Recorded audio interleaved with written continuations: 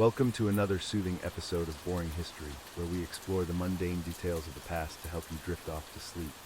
Tonight, we'll be delving into the world of Renaissance clothing and why it was incredibly uncomfortable. But that's not all. We'll also be covering other fascinating yet sleep-inducing topics from history. As we journey through time, we'll discover the itchy fabrics, restrictive garments, and impractical fashions that plagued the well-dressed men and women of the Renaissance era. We'll explore the layers upon layers of clothing they wore, the difficulties of maintaining cleanliness, and the social pressures that kept people trapped in these uncomfortable outfits. So settle in, close your eyes, and prepare to be lulled to sleep by the monotonous details of historical fashion. Let's begin our somnolent exploration of Renaissance discomfort. As we delve into the world of Renaissance fashion, it's important to understand that what we often see in movies or paintings doesn't quite capture the reality of everyday clothing during this period. The Renaissance, spanning roughly from the 14th to the 17th century, was a time of great cultural and artistic flourishing, but it was also an era of significant discomfort when it came to clothing. Let's start with the foundation of Renaissance attire, the undergarments. For women, the first layer was typically a chemise, a loose-fitting, lightweight shift made of linen. While this might sound comfortable, it was often the only garment that was regularly washed. Over this, women would wear a pair of stays, the precursor to the corset. The stays were stiffened with whalebone, wood, or even metal, and were designed to flatten the torso and push up the breasts. They were laced tightly, often causing difficulty breathing and limiting movement. Imagine trying to go about your daily activities while feeling constantly constricted, as if a python were wrapped around your midsection. For men, the equivalent foundation garment was the doublet. This was a close-fitting jacket, often padded and quilted, which could be quite restrictive. The doublet was typically worn over a linen shirt and was laced or buttoned tightly to create a smooth, rigid silhouette. Now let's move on to the outer layers. For women, the most iconic garment of the Renaissance was undoubtedly the gown. These dresses were often made of heavy fabrics like velvet, brocade, or silk, which, while beautiful, were also incredibly weighty. A full outfit could weigh up to 40 pounds or more. The weight wasn't just uncomfortable, it was potentially dangerous. Women wearing these heavy gowns were at risk of overheating, especially in warmer climates or during summer months. There are historical accounts of women fainting due to the combination of tight stays, heavy fabrics, and warm temperatures. Another aspect of Renaissance gowns that contributed to discomfort was the farthingale. This was a hoop skirt made of wood, whalebone, or steel that gave the skirt its distinctive wide shape. While it created an impressive silhouette, it made sitting down a considerable challenge. Women often had to perch on the edge of chairs or lean against furniture rather than sit properly. For men, one of the most uncomfortable items of clothing was the codpiece. This was a pouch attached to the front of the breeches or trousers, often padded and decorated to draw attention to the wearer's genitals. While it served a practical purpose in an era of tight-fitting hose, it was also a source of discomfort and, for many, embarrassment. Speaking of hose, these tight-fitting leg coverings were a staple of men's fashion during the Renaissance. They were often made of wool or silk and had to be tied to the doublet with points, which were basically laces. This arrangement was not only uncomfortable, but also prone to coming undone, leading to potentially embarrassing wardrobe malfunctions.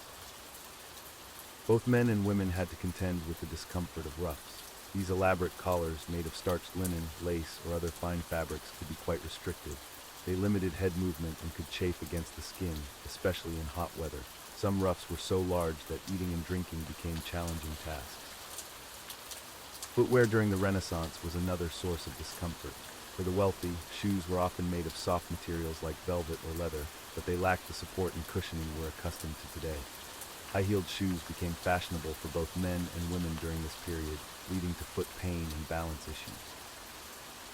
One particularly uncomfortable shoe style was the chopin. These were platform shoes worn by women, sometimes reaching heights of up to 20 inches. While they served to keep the wearer's dress out of the mud and demonstrate status, they were incredibly difficult to walk in. Women often needed servants to help them balance and move around. The materials used in Renaissance clothing also contributed to discomfort. While the wealthy could afford fine silks and linens, many people wore wool, which could be itchy and hot. Dyes used to color fabrics were often made from natural substances that could fade or run when wet, and some were even toxic. For instance, the vibrant red dyes popular during the Renaissance were often made from a pigment called vermilion, which contains mercury. Prolonged exposure to these dyes could lead to mercury poisoning, causing symptoms like tremors, memory loss, and even death. Cleanliness was another issue that added to the discomfort of Renaissance clothing. As mentioned earlier, only the innermost layer of clothing was regularly washed. Outer garments were rarely, if ever, cleaned. Instead, people would use perfumes to mask body odors, leading to a pungent mix of scents. The lack of proper cleaning methods meant that clothing could harbor lice, fleas, and other parasites. This not only caused discomfort, but could also spread diseases. The heavy, layered nature of Renaissance clothing provided the perfect environment for these pests to thrive. It's worth noting that the discomfort of clothing wasn't equally distributed across social classes. The wealthy could afford better materials and more frequent changes of clothing, while the poor often had to make do with a single outfit made of coarse, uncomfortable fabrics. However, in some ways, the wealthy suffered more from fashion-related discomfort.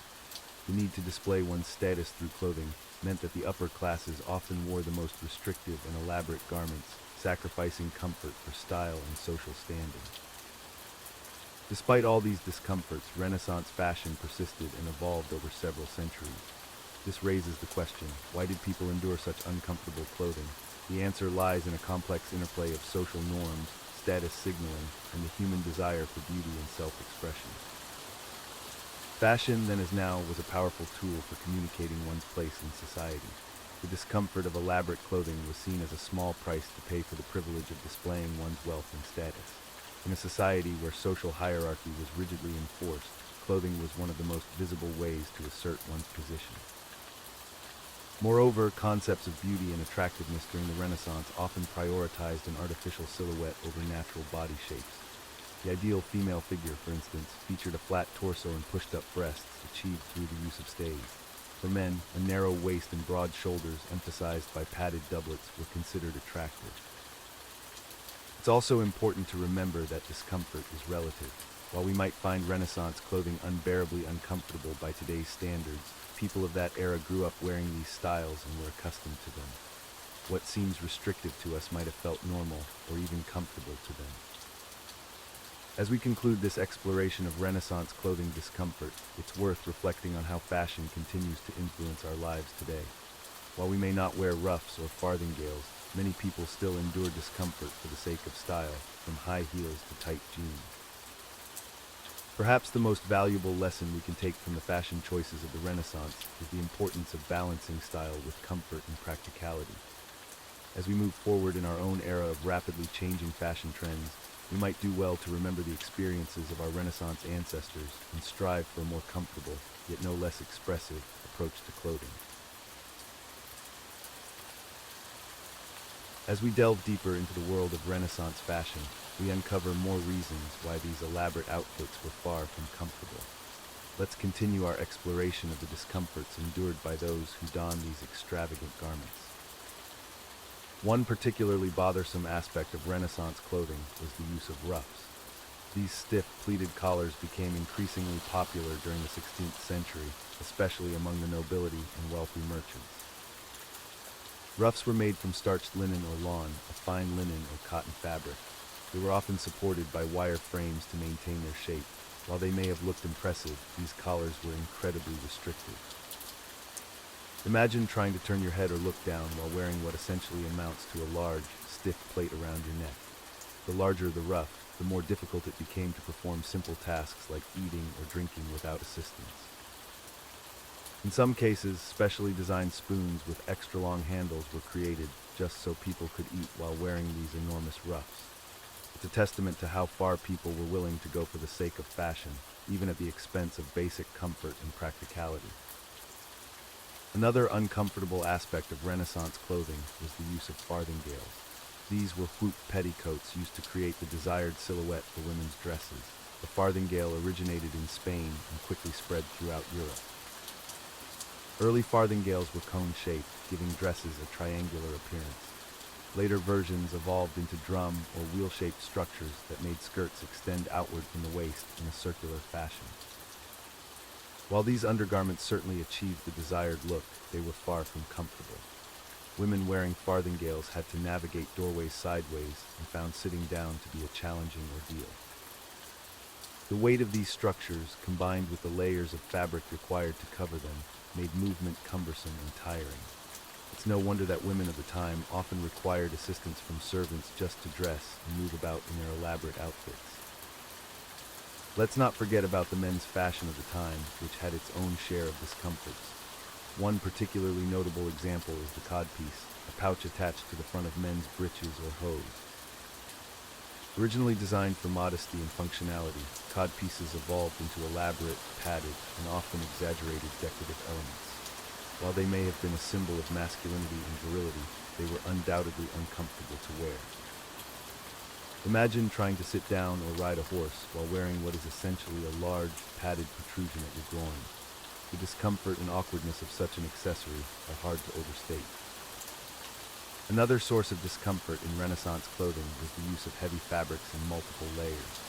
Silk, velvet, and brocade were popular choices among the wealthy, but these materials could be quite heavy and warm, especially when worn in multiple layers.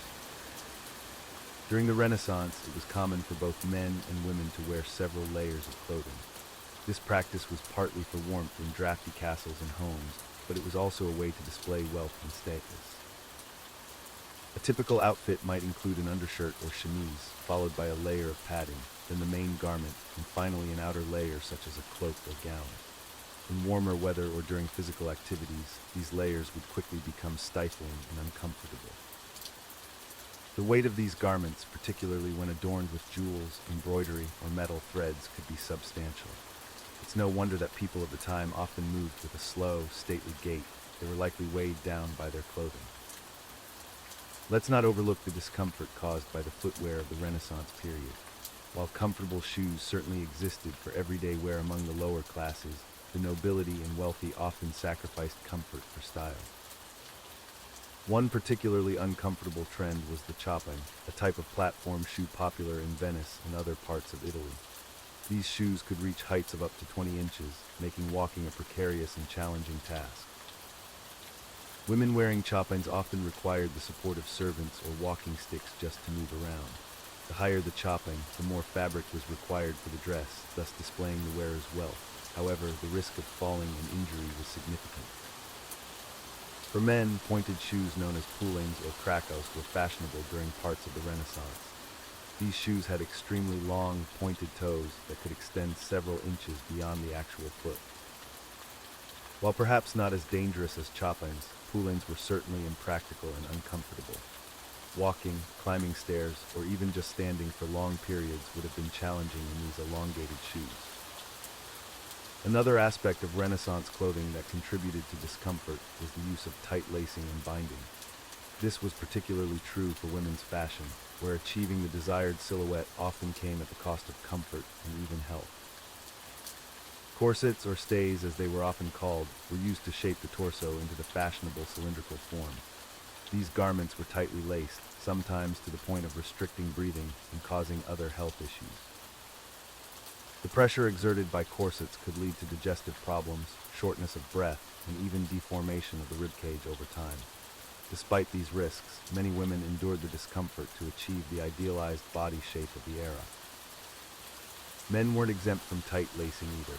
To achieve the fashionable silhouette of a small waist and broad chest, some men wore similar binding garments. While perhaps not as extreme as women's corsets, these were still far from comfortable. The materials used in Renaissance clothing could also contribute to discomfort. While the wealthy could afford fine silks and soft linens, many people wore garments made from coarser fabrics like wool or hemp. These rougher materials could be itchy and irritating against the skin, especially when worn for long periods. The problem was compounded by the fact that bathing was not as frequent during this period, leading to increased skin irritation and discomfort. Even the finer fabrics had their drawbacks. Silk, while smooth and luxurious, doesn't breathe well and can become quite warm. Velvet, another popular choice among the wealthy, is heavy and can be stifling in warm weather. Let's not forget the maintenance required for these elaborate outfits. Many Renaissance garments required starching to maintain their shape, particularly items like ruffs and certain types of headdresses. Starching involved treating the fabric with a solution that made it stiff and crisp. While this achieved the desired look, it also made the garments less flexible and more uncomfortable to wear. The process of dressing in these complex outfits was also a source of discomfort. Many garments required assistance to put on, meaning that even the act of getting dressed could be a lengthy and potentially uncomfortable process. Imagine standing still for extended periods while servants laced up your corset, adjusted your farthingale, and pinned your ruff into place. This process could take hours for the most elaborate outfits worn by nobility. Despite all these discomforts, people of the Renaissance era continued to embrace these fashions.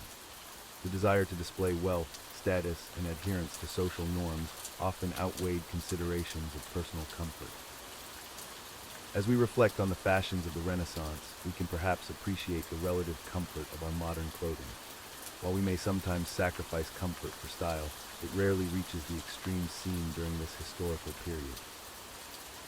The next time you find yourself complaining about an uncomfortable piece of clothing, remember the men and women of the Renaissance. Their dedication to fashion, despite significant discomfort, offers us a fascinating glimpse into the social values and priorities of a bygone era. As we continue our journey through the less exciting aspects of history, I hope you're finding yourself comfortably drifting towards sleep. If not, don't worry. We're about to transition into some even more sleep-inducing historical tales that are guaranteed to have you nodding off in no time. But before we dive into our next boring historical anecdote, let's take a moment to appreciate the quiet solitude of this moment. Imagine yourself lying in a peaceful meadow, surrounded by the gentle rustling of leaves and a soft breeze. The sun is setting, casting a warm, golden glow across the landscape. As you breathe deeply, you can almost smell the earthy scent of grass and wildflowers. Now picture yourself slowly sinking into this soft ground, feeling supported and completely at ease. With each breath, you're becoming more and more relaxed. Your eyelids may be feeling heavier, and that's perfectly fine. Allow yourself to embrace this feeling of tranquility. As we prepare to delve into our next historical sleep story, remember that there's no pressure to stay awake. These tales are designed to be just interesting enough to occupy your mind, but not so engaging that they'll keep you from drifting off. So if you find yourself dozing, that's exactly what we're aiming for. In our upcoming story, we'll be exploring the fascinating yet utterly sleep-inducing world of medieval crop rotation. We'll discuss how farmers in the Middle Ages managed their fields, the types of crops they grew, and the riveting details of soil management practices. Doesn't that sound thrilling? Of course not, but that's precisely the point. So as we transition into this next boring historical tale, allow yourself to settle even deeper into your comfortable position. Let the weight of your body sink into your bed or chair and feel the tension melting away from your muscles. Your breathing is becoming slower and more regular, and with each exhale, you're drifting further into a state of calm relaxation. Remember, there's no need to actively listen or try to retain any information. These stories are simply here to provide a soothing background for your journey into sleep. So, without further ado, let's embark on our next snooze-worthy historical adventure. As we delve deeper into the intricacies of Renaissance fashion, let's uncover a topic that's often hidden from view but played a crucial role in shaping the silhouettes of the era: undergarments. The evolution of these intimate garments during the Renaissance period is a fascinating journey through changing ideals of beauty, practicality, and social norms. In the early Renaissance, undergarments were relatively simple. Both men and women typically wore a basic linen shirt called a chemise or smock. This garment served as a barrier between the skin and outer clothing, absorbing sweat and protecting expensive fabrics from body oils. For women, the next layer was often a pair of drawers or loose-fitting pants that extended to the knees. These were not always worn, especially in the earlier part of the period, as they were considered somewhat scandalous. Can you imagine the controversy over what we now consider a basic garment? As the Renaissance progressed, women's undergarments became more complex. The corset, or stays as it was often called, emerged as a crucial element of the female silhouette. Early corsets were made from stiffened linen or cotton, sometimes reinforced with whalebone, wood, or metal. These garments were designed to flatten the chest and create a smooth, conical shape from the bust to the waist. It's worth noting that corsets of this period were not as restrictive or tightly laced as their Victorian counterparts would later become. They were more about creating a fashionable shape than dramatically altering the body. Nevertheless, they could still be quite uncomfortable, especially when worn for long periods. For men, the codpiece became a prominent feature of Renaissance undergarments. This was a pouch-like covering for the genital area, often padded and decorated. Initially designed for modesty and practicality with the short doublets and hose of the time, the codpiece evolved into a fashion statement in its own right, sometimes reaching comically exaggerated proportions. As we move into the mid-16th century, we see the introduction of the farthingale for women. This was an underskirt supported by hoops of willow, whalebone, or rope that created the fashionable bell-shaped silhouette of the period. The Spanish farthingale produced a cone-like shape, while the French version later in the century created a drum or wheel-like silhouette. Imagine trying to navigate narrow doorways or sit comfortably while wearing one of these structured underskirts. It's no wonder that these garments were often associated with the upper classes who could afford to prioritize fashion over practicality. For both men and women, stockings were an essential part of Renaissance undergarments. These were typically made of wool or silk and held up by garters. In the early part of the period, men's stockings were separate garments for each leg, known as hose, which were tied to the doublet. Later, they evolved into a single garment called trunk hose or breeches. As the Renaissance progressed, we see a gradual shift towards more elaborate and ornate undergarments. Chemises and smocks began to feature decorative embroidery around the neckline and cuffs, areas that might be visible beneath outer garments. This attention to detail in unseen garments reflects the Renaissance ideal of personal refinement, extending to all aspects of one's appearance. The evolution of undergarments during the Renaissance wasn't just about fashion, it also reflected changing attitudes towards hygiene. The linen undergarments were washable, unlike many of the outer garments, and were changed more frequently. This practice was believed to keep the body clean by drawing out impurities through the porous linen. It's fascinating to consider how these undergarments shaped not only the appearance, but also the behavior of Renaissance individuals. The stiff corsets and voluminous farthingales required a certain posture and way of moving. Can you imagine trying to run or bend over in such restrictive clothing?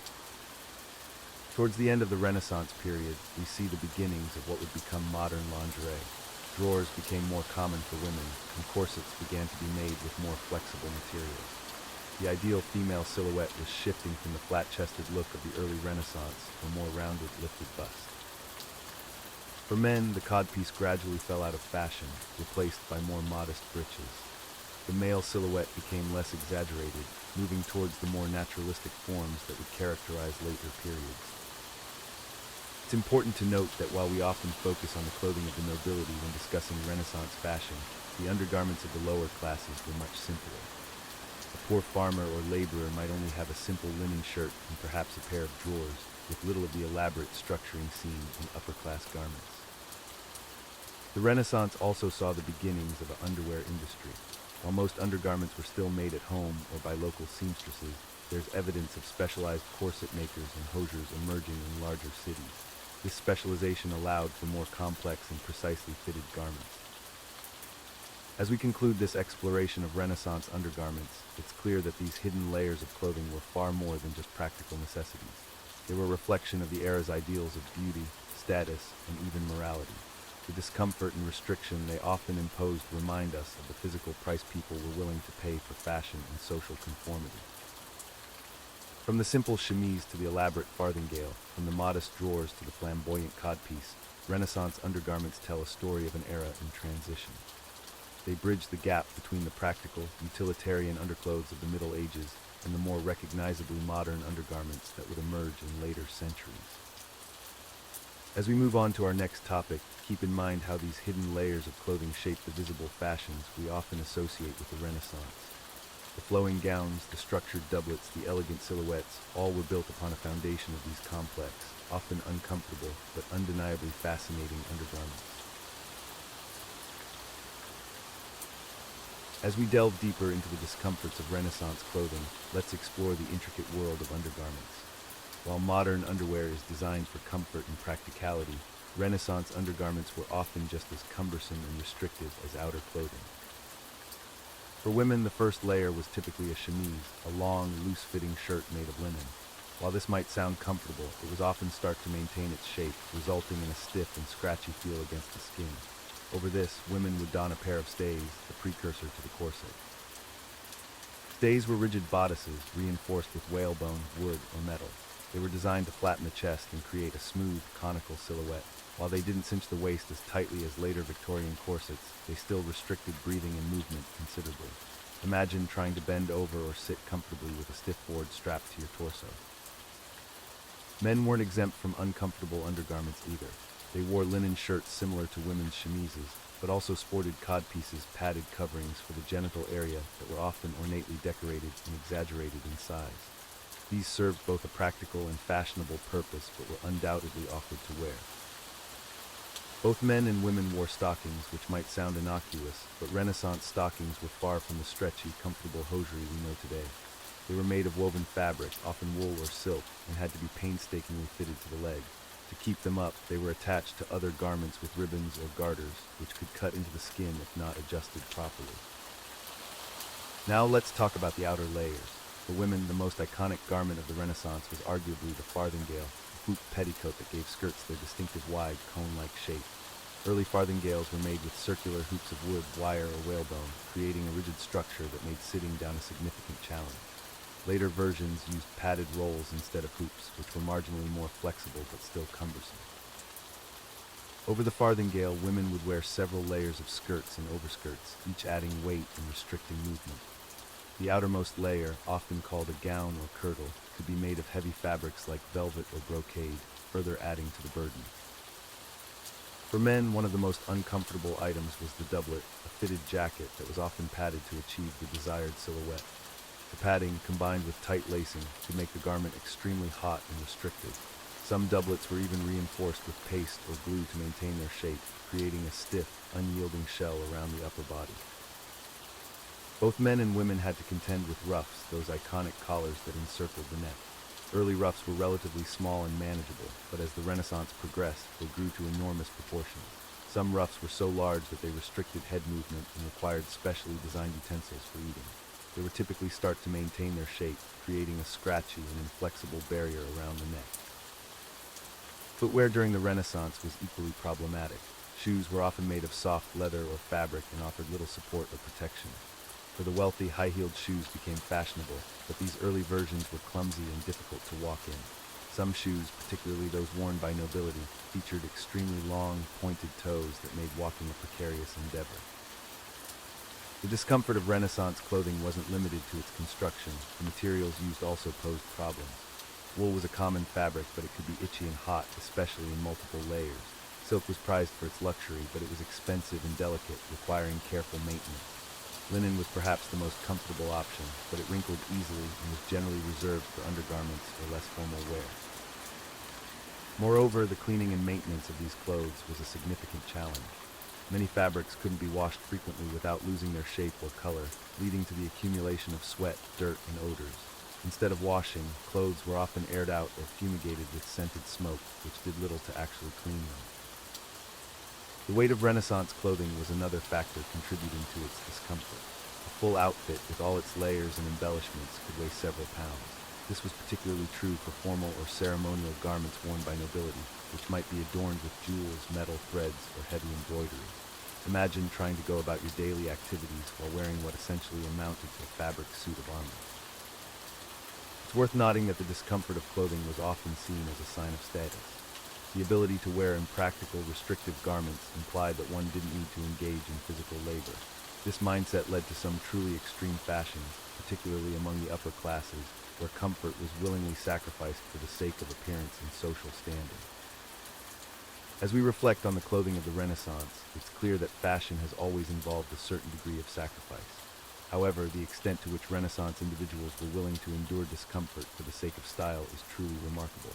From restrictive undergarments to heavy, multi-layered outfits, every aspect of clothing seemed designed to challenge the wearer's comfort and mobility. In our next segment, we'll explore how these fashion trends evolved over time, eventually giving way to more practical styles. But for now, let's take a moment to appreciate the relative comfort of modern clothing and perhaps feel a twinge of sympathy for our Renaissance ancestors who endured such sartorial challenges in their daily lives. As we delve deeper into the annals of history, let's turn our attention to a topic that might make you squirm a little: medieval hygiene practices. While we often romanticize the Middle Ages with tales of chivalrous knights and grand castles, the reality of daily life was far less glamorous, especially when it came to personal cleanliness. In the medieval period, which spanned roughly from the 5th to the 15th century, concepts of hygiene were vastly different from what we know today. The average person's approach to cleanliness was influenced by a combination of religious beliefs, superstitions, and limited scientific understanding. Let's start with bathing. Contrary to popular belief, medieval people did bathe, though not nearly as frequently as we do today. The frequency of bathing varied greatly depending on social class, location, and personal preference. Nobles and wealthy merchants might have had access to private baths, while the common folk relied on public bathhouses or natural bodies of water. However, the idea of regular bathing was not universally accepted. Some religious authorities viewed excessive bathing as a form of vanity or even a gateway to sin. They argued that focusing too much on the cleanliness of the body might lead one to neglect the purity of the soul. In many parts of Europe, people believed that water, especially hot water, could open the pores and make the body more susceptible to illness. This belief was particularly strong during times of plague, leading to a decrease in bathing frequency among some populations. Instead of regular baths, many people relied on dry cleaning methods. They would use linen underwear to absorb sweat and oils from the skin, changing these garments frequently. The linen would then be washed, while the outer clothes remained largely unwashed. When it came to oral hygiene, medieval practices might make modern dentists cringe. Toothbrushes as we know them didn't exist. Instead, people would use twigs with frayed ends, known as chew sticks, to clean their teeth. These were often made from aromatic woods like cinnamon or neem, which had the added benefit of freshening breath. For toothpaste, a variety of abrasive substances were used. These could include ingredients like ground eggshells, pumice, or even brick dust mixed with water or vinegar. While these might have had some cleaning effect, they were also likely to wear down tooth enamel over time. The concept of fresh breath was important in medieval society, particularly among the upper classes. People would chew on herbs like parsley, fennel, or anise to combat bad breath. Some would even carry pomanders, small perforated containers filled with fragrant herbs or spices to ward off unpleasant odors. When it came to dealing with head lice, a common problem in medieval times, people would use fine-toothed combs made of bone or wood. These combs have been found in archaeological sites across Europe, indicating their widespread use. For those who could afford it, perfumes and scented oils were used to mask body odors. However, these were luxury items, out of reach for most of the population. The common folk had to rely on more readily available herbs and flowers to add a pleasant scent to their persons and living spaces. Public sanitation in medieval towns and cities was a significant challenge. Most urban areas lacked proper sewage systems. Instead, waste was often thrown directly into the streets, leading to the infamous cry of Gardeloo, a warning to passers-by that waste was about to be tossed from above. This practice, combined with the presence of livestock in urban areas, created an environment that was ripe for disease. It wasn't until the later Middle Ages that some cities began to implement rudimentary waste management systems and street cleaning regulations. Interestingly, despite these conditions, not all aspects of medieval hygiene were as dire as we might imagine. Monasteries, for example, often had quite advanced systems for personal cleanliness. Many had sophisticated plumbing systems that provided running water for washing hands before meals, a practice that was tied to religious ritual as much as hygiene. The Crusades also had an unexpected impact on European hygiene practices. Returning crusaders brought back knowledge of the more advanced bathing customs of the Middle East, including the use of soap, a product that was relatively unknown in much of Europe at the time. Speaking of soap, its production and use gradually increased throughout the Middle Ages. By the 13th century, soap making had become an established craft in several European cities. However, soap was still considered a luxury item, used more for laundry than personal hygiene. As we approach the end of the medieval period, we see gradual changes in attitudes towards cleanliness. The Renaissance brought renewed interest in classical learning, including ancient Roman bathing practices. This, combined with advancements in understanding the spread of disease, began to shift societal norms towards more regular bathing and personal hygiene. However, it's important to note that these changes were slow and uneven. Many of the hygiene practices we've discussed persisted well into the early modern period, and in some cases, even beyond. As we reflect on medieval hygiene practices, it's tempting to view them through the lens of our modern standards. However, it's crucial to understand these practices in their historical context. The people of the Middle Ages were doing the best they could with the knowledge and resources available to them. Their approaches to cleanliness were shaped by a complex interplay of religious beliefs, medical theories, social norms, and practical constraints. While we might find some of their practices unsanitary by today's standards, they were a product of their time, just as our current hygiene habits will likely be viewed with curiosity or even amusement by future generations. So the next time you reach for your toothbrush or step into a hot shower, take a moment to appreciate how far we've come in our understanding of hygiene and health. And perhaps spare a thought for our medieval ancestors, navigating a world where cleanliness was a luxury, and the link between hygiene and health was not yet fully. The shoes of this era were not only fashion statements, but also indicators of social status, often at the expense of comfort and practicality. One of the most notorious styles was the chopping, a type of platform shoe popular among Venetian women. These elevated shoes could reach heights of up to 20 inches, essentially turning the wearer into a towering fashion victim. The chopins were so tall and unwieldy that many women required the assistance of servants just to walk without toppling over. Imagine trying to navigate the narrow, winding streets of Venice while perched atop what was essentially a pair of stilts. The risk of falling and injury was ever present, yet fashion-conscious ladies persisted in wearing them. The higher the chopping, the more elevated one's social status, quite literally. For men, the poulain or crackle was a popular shoe style. These featured exaggeratedly long, pointed toes that could extend up to 24 inches beyond the foot. The longer the toe, the more fashionable the wearer was considered. However, these shoes made walking a challenge, and wearers often had to stuff the toes with moss or attach the points to their knees with chains just to move around. The impracticality of poulains reached such extremes that they were eventually banned in some areas. In England, a law was passed limiting the length of shoe points to 2 inches for commoners, while the nobility were allowed slightly longer toes as a symbol of their status. Moving on from footwear, let's discuss the elaborate hairstyles and headwear of the Renaissance. For women, towering hairstyles became increasingly popular, often requiring hours of preparation and the use of various padding materials to achieve the desired height and shape. These intricate coiffures were frequently adorned with jewels, ribbons, and even small ornamental objects. The weight of these accessories, combined with the tight styling of the hair, could lead to headaches, scalp irritation, and even hair loss over time. To maintain these elaborate hairstyles, women often slept in uncomfortable positions, using special pillows designed to preserve their coiffures. This practice not only disrupted sleep, but also contributed to neck and back pain. For men, the trend of wearing heavy, ornate hats presented its own set of challenges.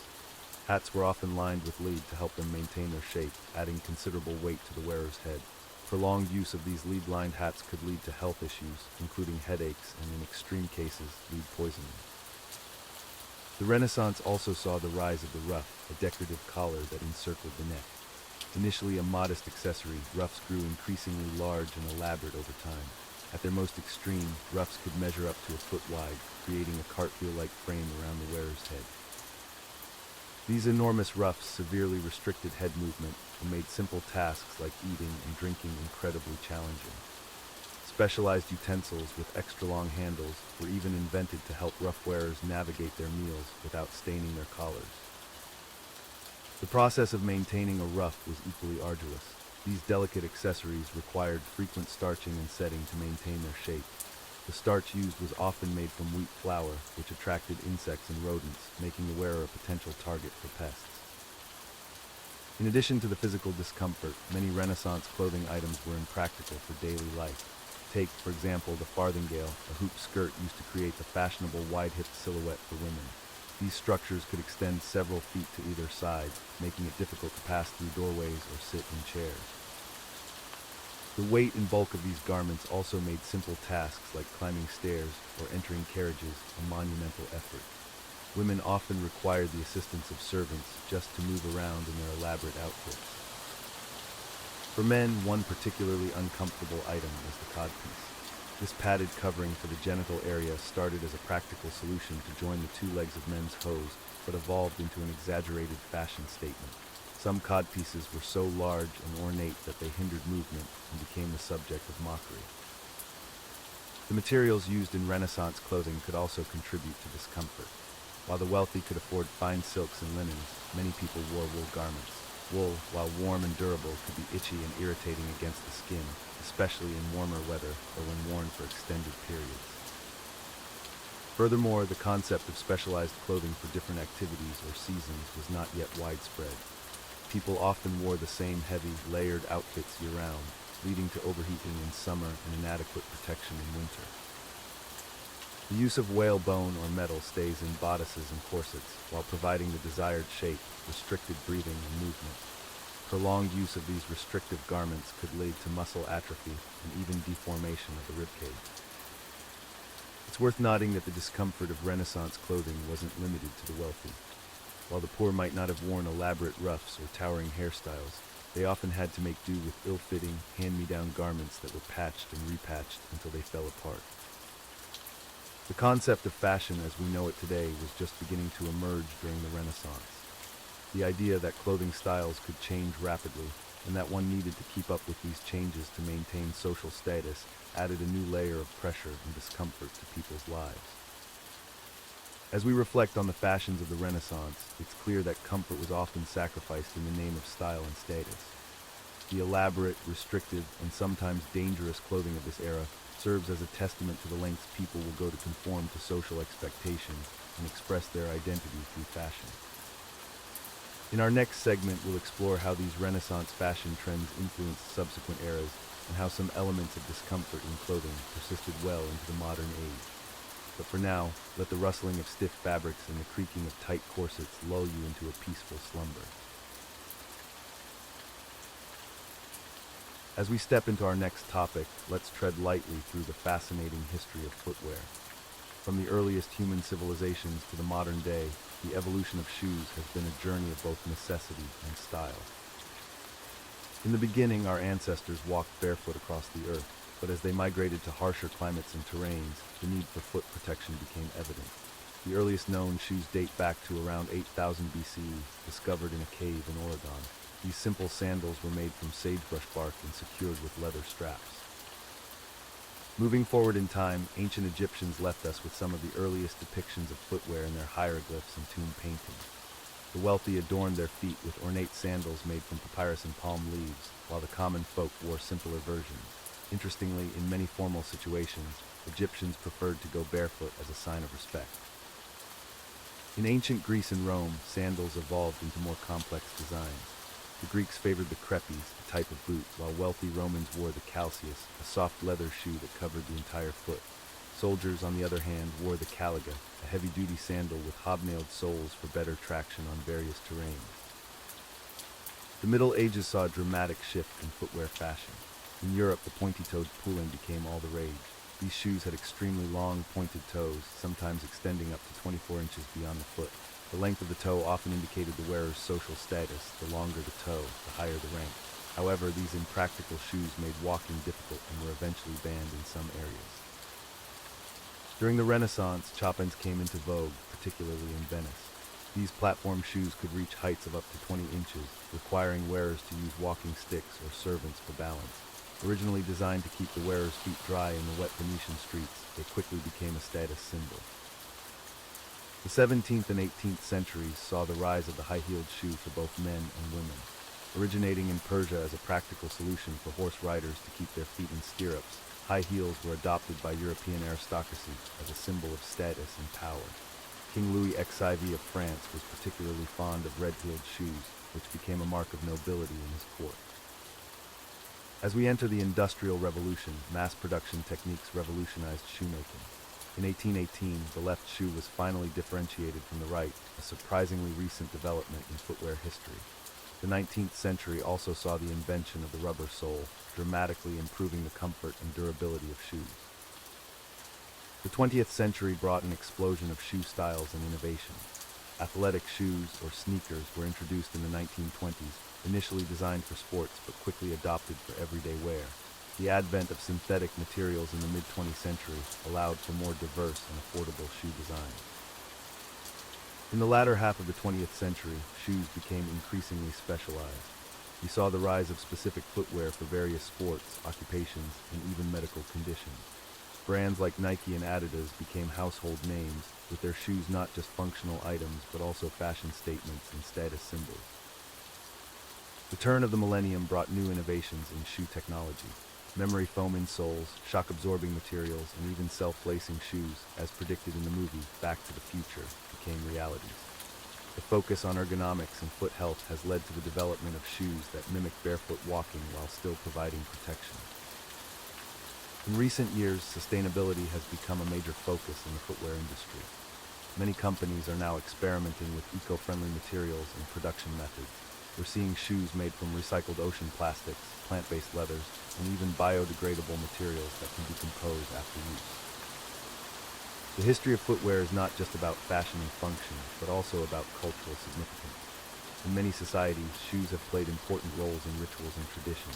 For instance, in Western weddings, tying shoes to the back of the newlywed's car is a common practice, symbolizing good luck.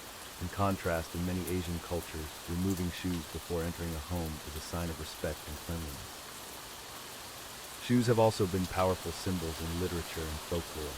Think of Cinderella's glass slipper, Dorothy's ruby slippers in The Wizard of Oz, or the seven-legged boots from European fairy tales.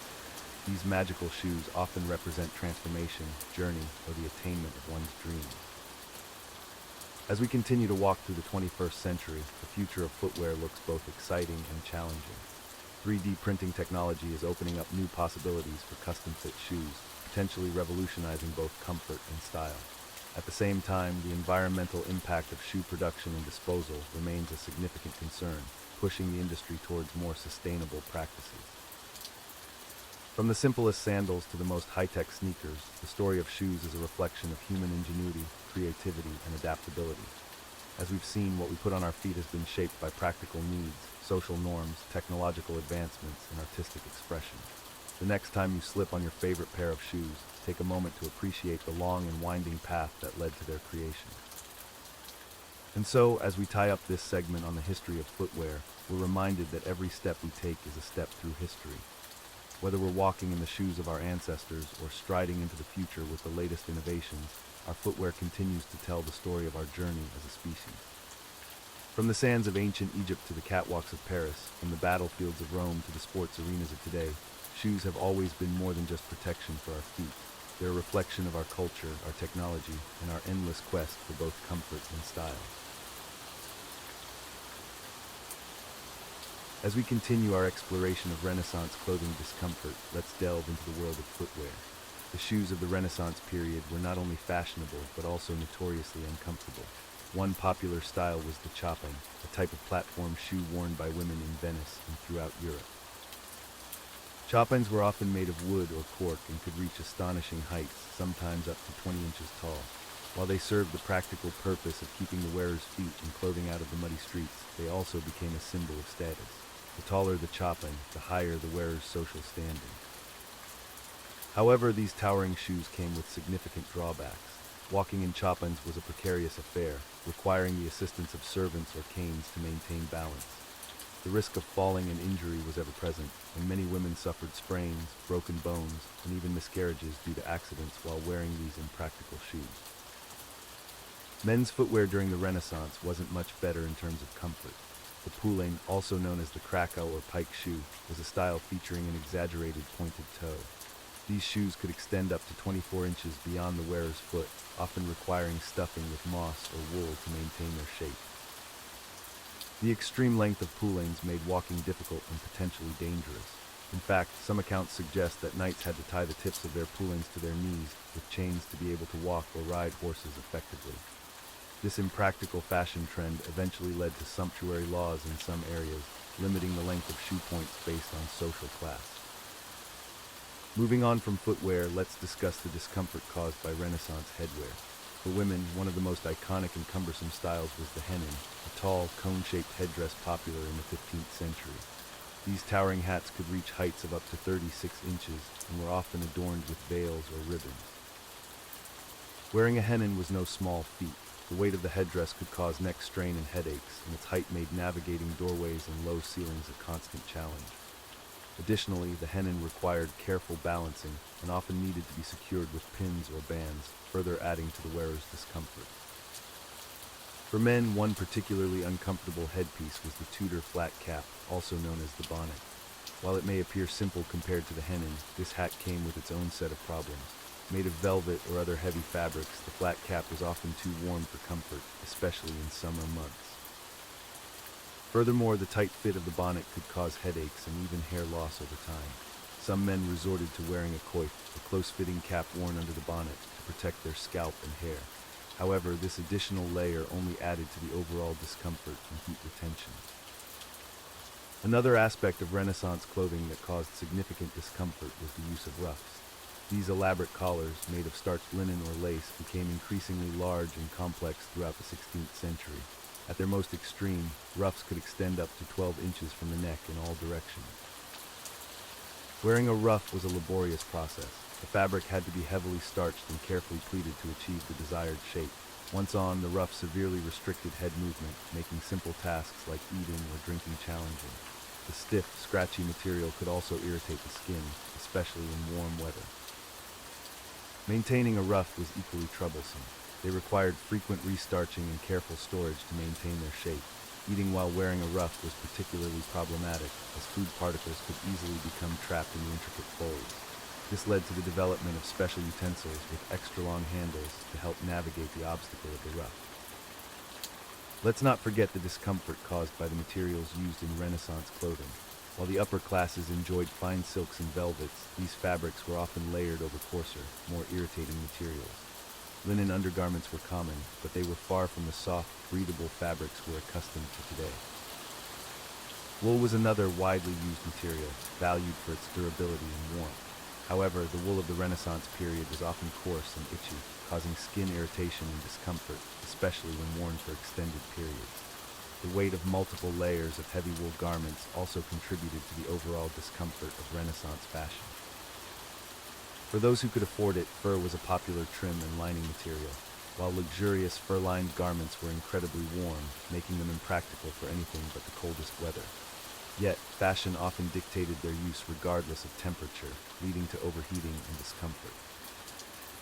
The use of whalebone or wood in bodices and corsets added another layer of discomfort to Renaissance clothing.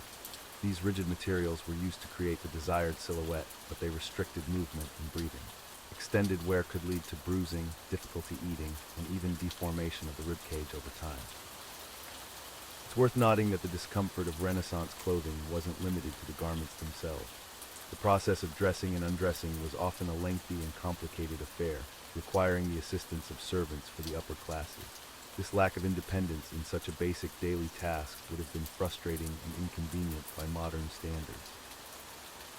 Despite all these discomforts, people of the Renaissance period endured these fashions for the sake of style, status, and social expectations. The willingness to suffer for fashion is a theme that has persisted throughout history, with each era bringing its own set of impractical and uncomfortable trends. As we reflect on the discomforts of Renaissance clothing, it's important to remember that fashion has always been a reflection of society's values, technological capabilities, and artistic expression. While we may look back on these styles with a mixture of fascination and bewilderment, they provide valuable insights into the lives and priorities of people in the past. As we delve deeper into the intricacies of Renaissance fashion, we find that clothing was not merely a matter of personal taste or comfort. In fact, what one wore during this period was intricately tied to social status, wealth, and even legal restrictions. Let's explore how fashion became a complex language of social hierarchy and power during the Renaissance. In many European countries during the Renaissance, sumptuary laws were enacted to regulate what people could wear based on their social class. These laws were designed to maintain the social order and prevent individuals from dressing above their station. For example, in England, the Sumptuary Act of 1571 dictated that only those of certain ranks could wear specific fabrics, colors, and styles. The nobility, of course, had the most freedom in their clothing choices. They could afford the finest fabrics and most elaborate designs. Silk, velvet, and fine wool were reserved for the upper classes, while commoners were often restricted to coarser fabrics like linen and rough wool. The use of fur, particularly ermine, was also limited to the highest ranks of society. Colors, too, played a significant role in denoting status. Rich, deep hues like purple, crimson, and deep blues were achieved through expensive dyes and were therefore associated with wealth and power. In fact, in many places, the color purple was reserved exclusively for royalty. Commoners, on the other hand, typically wore earth tones and muted colors, as these were cheaper and easier to produce. The complexity and ornamentation of clothing also served as a status symbol. Nobles would often wear garments with intricate embroidery, jewels, and gold or silver thread. These embellishments not only showcased their wealth, but also demonstrated that they had the leisure time to dress in such elaborate clothing. In contrast, working-class individuals wore simpler, more practical garments that allowed for ease of movement in their daily labor. One particularly interesting aspect of Renaissance fashion was the popularity of slashing. This technique involved making deliberate cuts in the outer layer of clothing to reveal a contrasting fabric underneath. While it began as a practical way for soldiers to modify their uniforms, it quickly became a fashion statement among the upper classes. The more elaborate the slashing, the higher one's perceived status.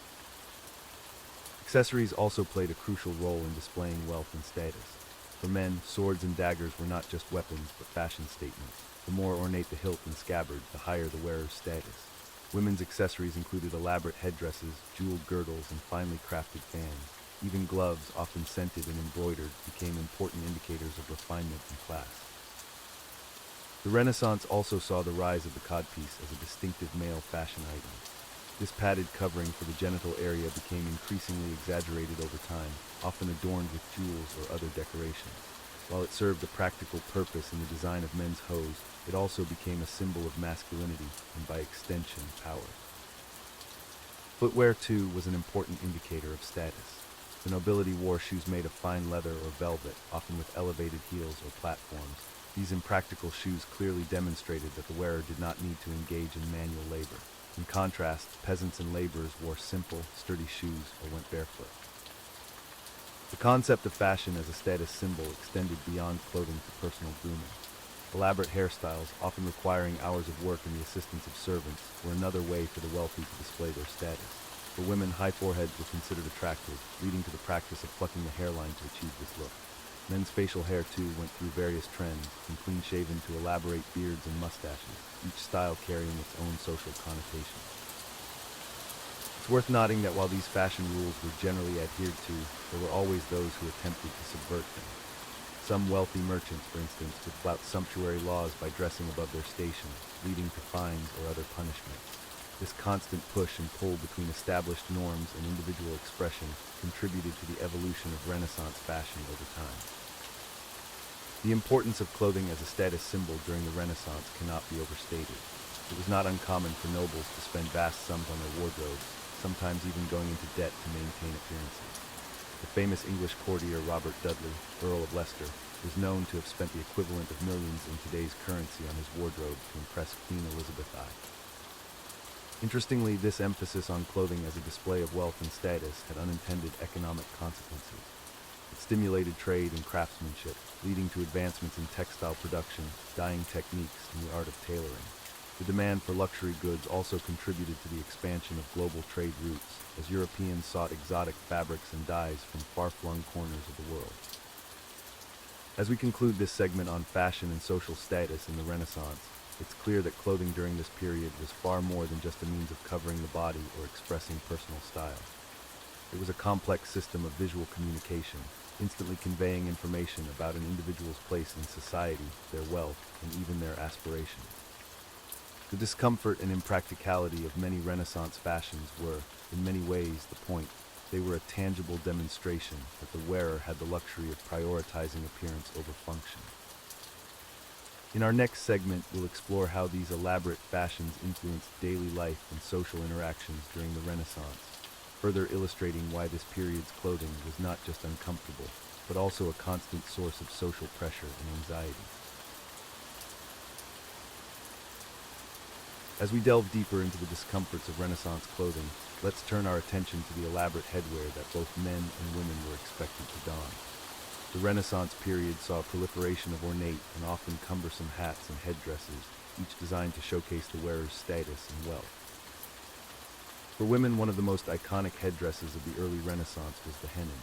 This tall, conical hat often reached heights of up to 36 inches and was typically adorned with flowing veils. While undoubtedly striking, the hennin presented numerous practical challenges. Its height made doorways a constant hazard, and the weight of the structure could cause neck strain and headaches. The gable hood, another popular women's headdress, consisted of a rigid framework that extended outward from the face in a triangular shape. This style, favored by the Tudor court, severely restricted peripheral vision and made simple tasks like eating or drinking a cumbersome affair. Men were not exempt from uncomfortable headwear either. The chaperone, a hood-like hat with a long tail called a liripipe, was often worn in elaborate arrangements that required careful styling and maintenance. As the Renaissance progressed, men's hats became increasingly ornate, with wide-brimmed styles adorned with ostrich feathers and jewels gaining popularity. These extravagant hats were not only uncomfortable but also impractical. They were susceptible to strong winds, required constant adjustment, and made activities like riding horseback or engaging in physical labor nearly impossible while wearing them. Moving on from headwear, let's discuss the layers of clothing that Renaissance individuals had to endure. The concept of multiple layers was not just a fashion choice, but a necessity due to the lack of central heating and the poor insulation in buildings of the time. For women, the base layer typically consisted of a chemise, a long, loose-fitting garment made of linen. Over this, they would wear a kirtle, which was a fitted gown that provided structure to the overall silhouette. The outermost layer was often a gown or robe, which could be open in the front to display the kirtle beneath. Men's clothing followed a similar layering principle. They would start with a linen shirt, followed by a doublet, which was a close-fitting jacket. Over this, they might wear a jerkin, a sleeveless outer garment, and finally a coat or cloak.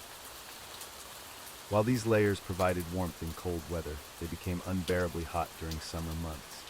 The materials used, such as wool, velvet, and heavy brocades, were chosen more for their appearance and durability than for comfort or breathability. The weight of these garments was considerable.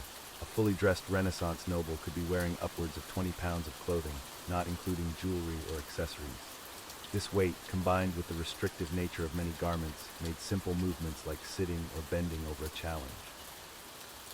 Hygiene was another significant issue with Renaissance clothing.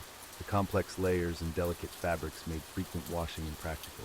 Instead, the linen undergarments were seen as the washable layer, meant to absorb sweat and oils from the body.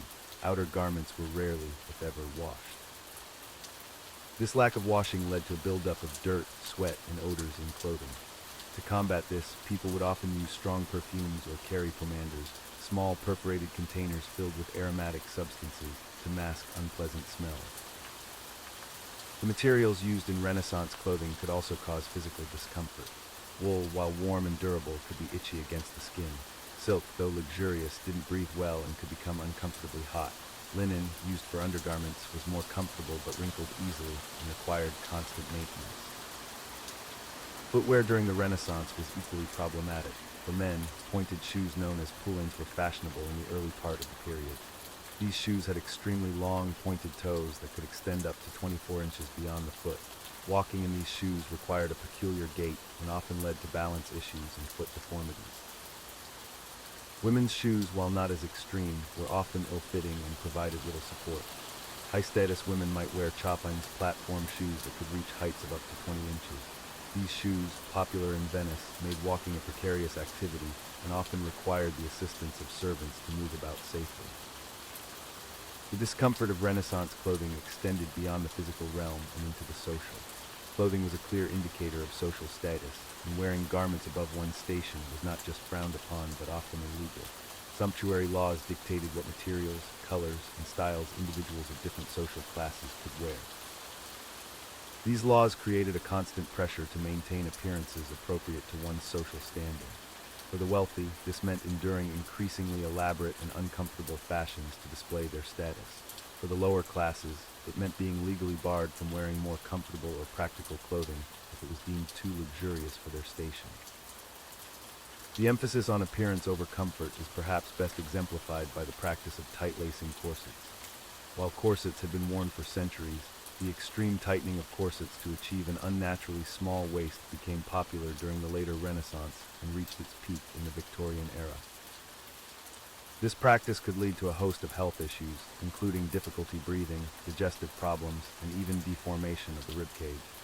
Yet, the pursuit of the ideal silhouette was deemed worth the physical discomfort and potential health risks. As we conclude this examination of Renaissance clothing, it's clear that comfort was far from a priority in fashion during this period. The elaborate styles, multiple layers, restricted designs, and emphasis on appearance over practicality all contributed to a daily experience of discomfort for people across social classes. While we may look back on Renaissance fashion with admiration for its artistry and craftsmanship, it's important to recognize the physical toll these garments took on their wearers. The discomfort endured in the name of fashion and social status serves as a reminder of how societal expectations can shape our daily experiences, even down to the clothes we wear. As we journey further into the annals of fashion history, let's traverse the legendary Silk Road, a network of trade routes that not only connected East and West, but also wove together the fabric of global fashion. This ancient superhighway of commerce, spanning from China to the Mediterranean, played a pivotal role in shaping the clothing styles of civilizations along its path. The Silk Road, despite its name, was not a single road, but a vast network of routes that facilitated the exchange of goods, ideas, and cultures. While silk was indeed a prized commodity, the influence of this trade network on clothing went far beyond this luxurious fabric. Let's begin our journey in China, the eastern terminus of the Silk Road. Chinese silk production was a closely guarded secret for centuries, with the Byzantine Emperor Justinian even sending spies to steal silkworm eggs and learn the art of sericulture. This secrecy only added to the mystique and value of silk in the Western world. As we move westward along the Silk Road, we encounter the nomadic cultures of Central Asia. These horse-riding peoples, such as the Scythians and later the Mongols, contributed their own unique elements to the fashion exchange. Their practical, layered clothing, designed for life on horseback, influenced the styles of both East and West. One notable example is the kaftan, a long, loose-fitting robe that originated among Central Asian nomads. This versatile garment spread both East and West, evolving into various forms. In the Islamic world, it became the basis for the traditional jalaba, while in Europe, it inspired the development of the banyan, a comfortable at-home robe popular among 17th and 18th century gentlemen. The Silk Road also facilitated the spread of specific textiles and techniques. Persian rugs, renowned for their intricate patterns and rich colors, traveled both east and west, influencing textile design far beyond their origin. The distinctive paisley pattern, originally from Persia, found its way to India and eventually to Europe, where it became a staple of fashion in the 19th century. In the realm of accessories, the Silk Road played a crucial role in the spread of precious stones and metals. Jade, highly prized in China, made its way westward, while gold and silver from European mines traveled east. These materials were incorporated into jewelry and clothing adornments, creating a fusion of styles along the trade routes. The exchange wasn't limited to luxury items. Practical innovations in clothing also spread along the Silk Road. For instance, the use of buttons, which originated in the steppes of Central Asia, gradually made its way to Europe, revolutionizing clothing fastening. As we approach the Mediterranean, we see how Eastern influences transformed Western fashion. The city-states of Italy, particularly Venice, acted as gateways for Eastern goods entering Europe. Venetian merchants introduced sumptuous fabrics like damask, velvet, and brocade to European markets, forever changing the texture and appearance of high-status clothing. These rich fabrics became status symbols in European courts. The ability to afford and wear silk and other exotic textiles was a clear indicator of wealth and power. This demand for luxury fabrics fueled further trade and exploration, ultimately contributing to the Age of Discovery. The influence of the Silk Road on European fashion wasn't just about materials. It also introduced new styles and silhouettes. The loose, flowing robes of the East inspired changes in European dress, particularly during the Renaissance. The voluminous sleeves and rich embroidery seen in many Renaissance portraits bear witness to this Eastern influence. However, the exchange was not one-sided. European wool, particularly fine English broadcloth, became highly sought after in Asia. This durable, warm fabric was perfect for the colder climates of Central Asia and found a ready market along the Silk Road. The Silk Road also facilitated the spread of dyes and pigments, dramatically expanding the color palette available to clothiers and dyers. Indigo from India, saffron from Persia, and cochineal from the Americas after its discovery all traveled along these trade routes, adding vibrant hues to the world's textiles. One of the most significant contributions of the Silk Road to global fashion was the dissemination of sericulture, the cultivation of silkworms and production of silk. Although China tried to maintain its monopoly on silk production, the secrets eventually spread. By the 6th century, the Byzantine Empire had established its own silk industry, and by the Middle Ages, Italy had become a major producer of fine silks. The spread of silk production had far-reaching effects on fashion and economy. It democratized access to this luxurious fabric, making it available to a broader segment of society. This, in turn, led to changes in social structures and perceptions of luxury. The Silk Road's influence on clothing wasn't limited to materials and styles. It also affected the very way people thought about fashion. The constant influx of new textiles, patterns, and designs fostered a culture of innovation and change in clothing. This laid the groundwork for the concept of fashion as we understand it today, a dynamic, ever-changing aspect of culture. As we near the end of our journey along the Silk Road, it's important to note that its influence didn't end with the rise of maritime trade routes in the 15th and 16th centuries.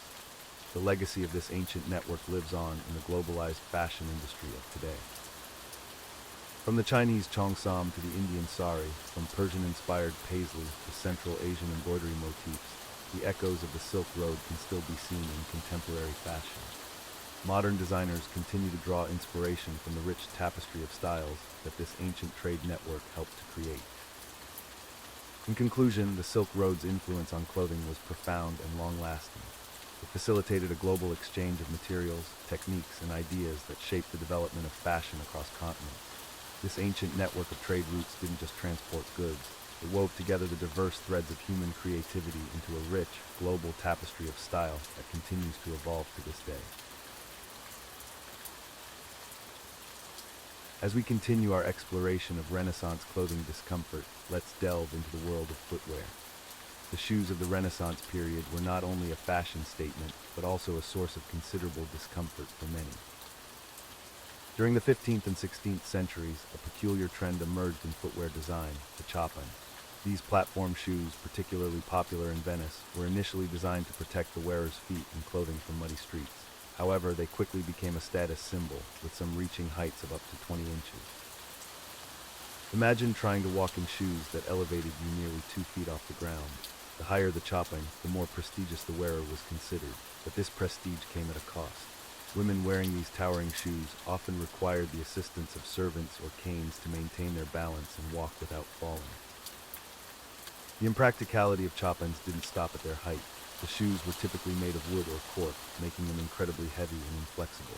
This combination of height and weight made simple tasks like walking or climbing stairs a precarious endeavor.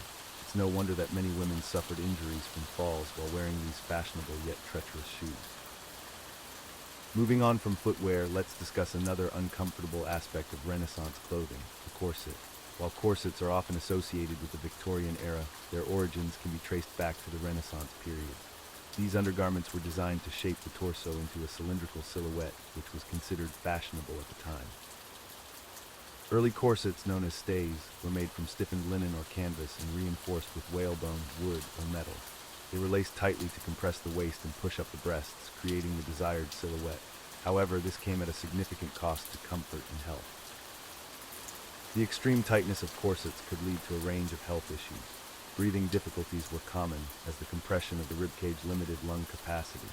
This could cause frequent fainting spells, especially in hot or crowded environments. The pressure on internal organs could also lead to digestive problems and even deformities of the ribcage over time.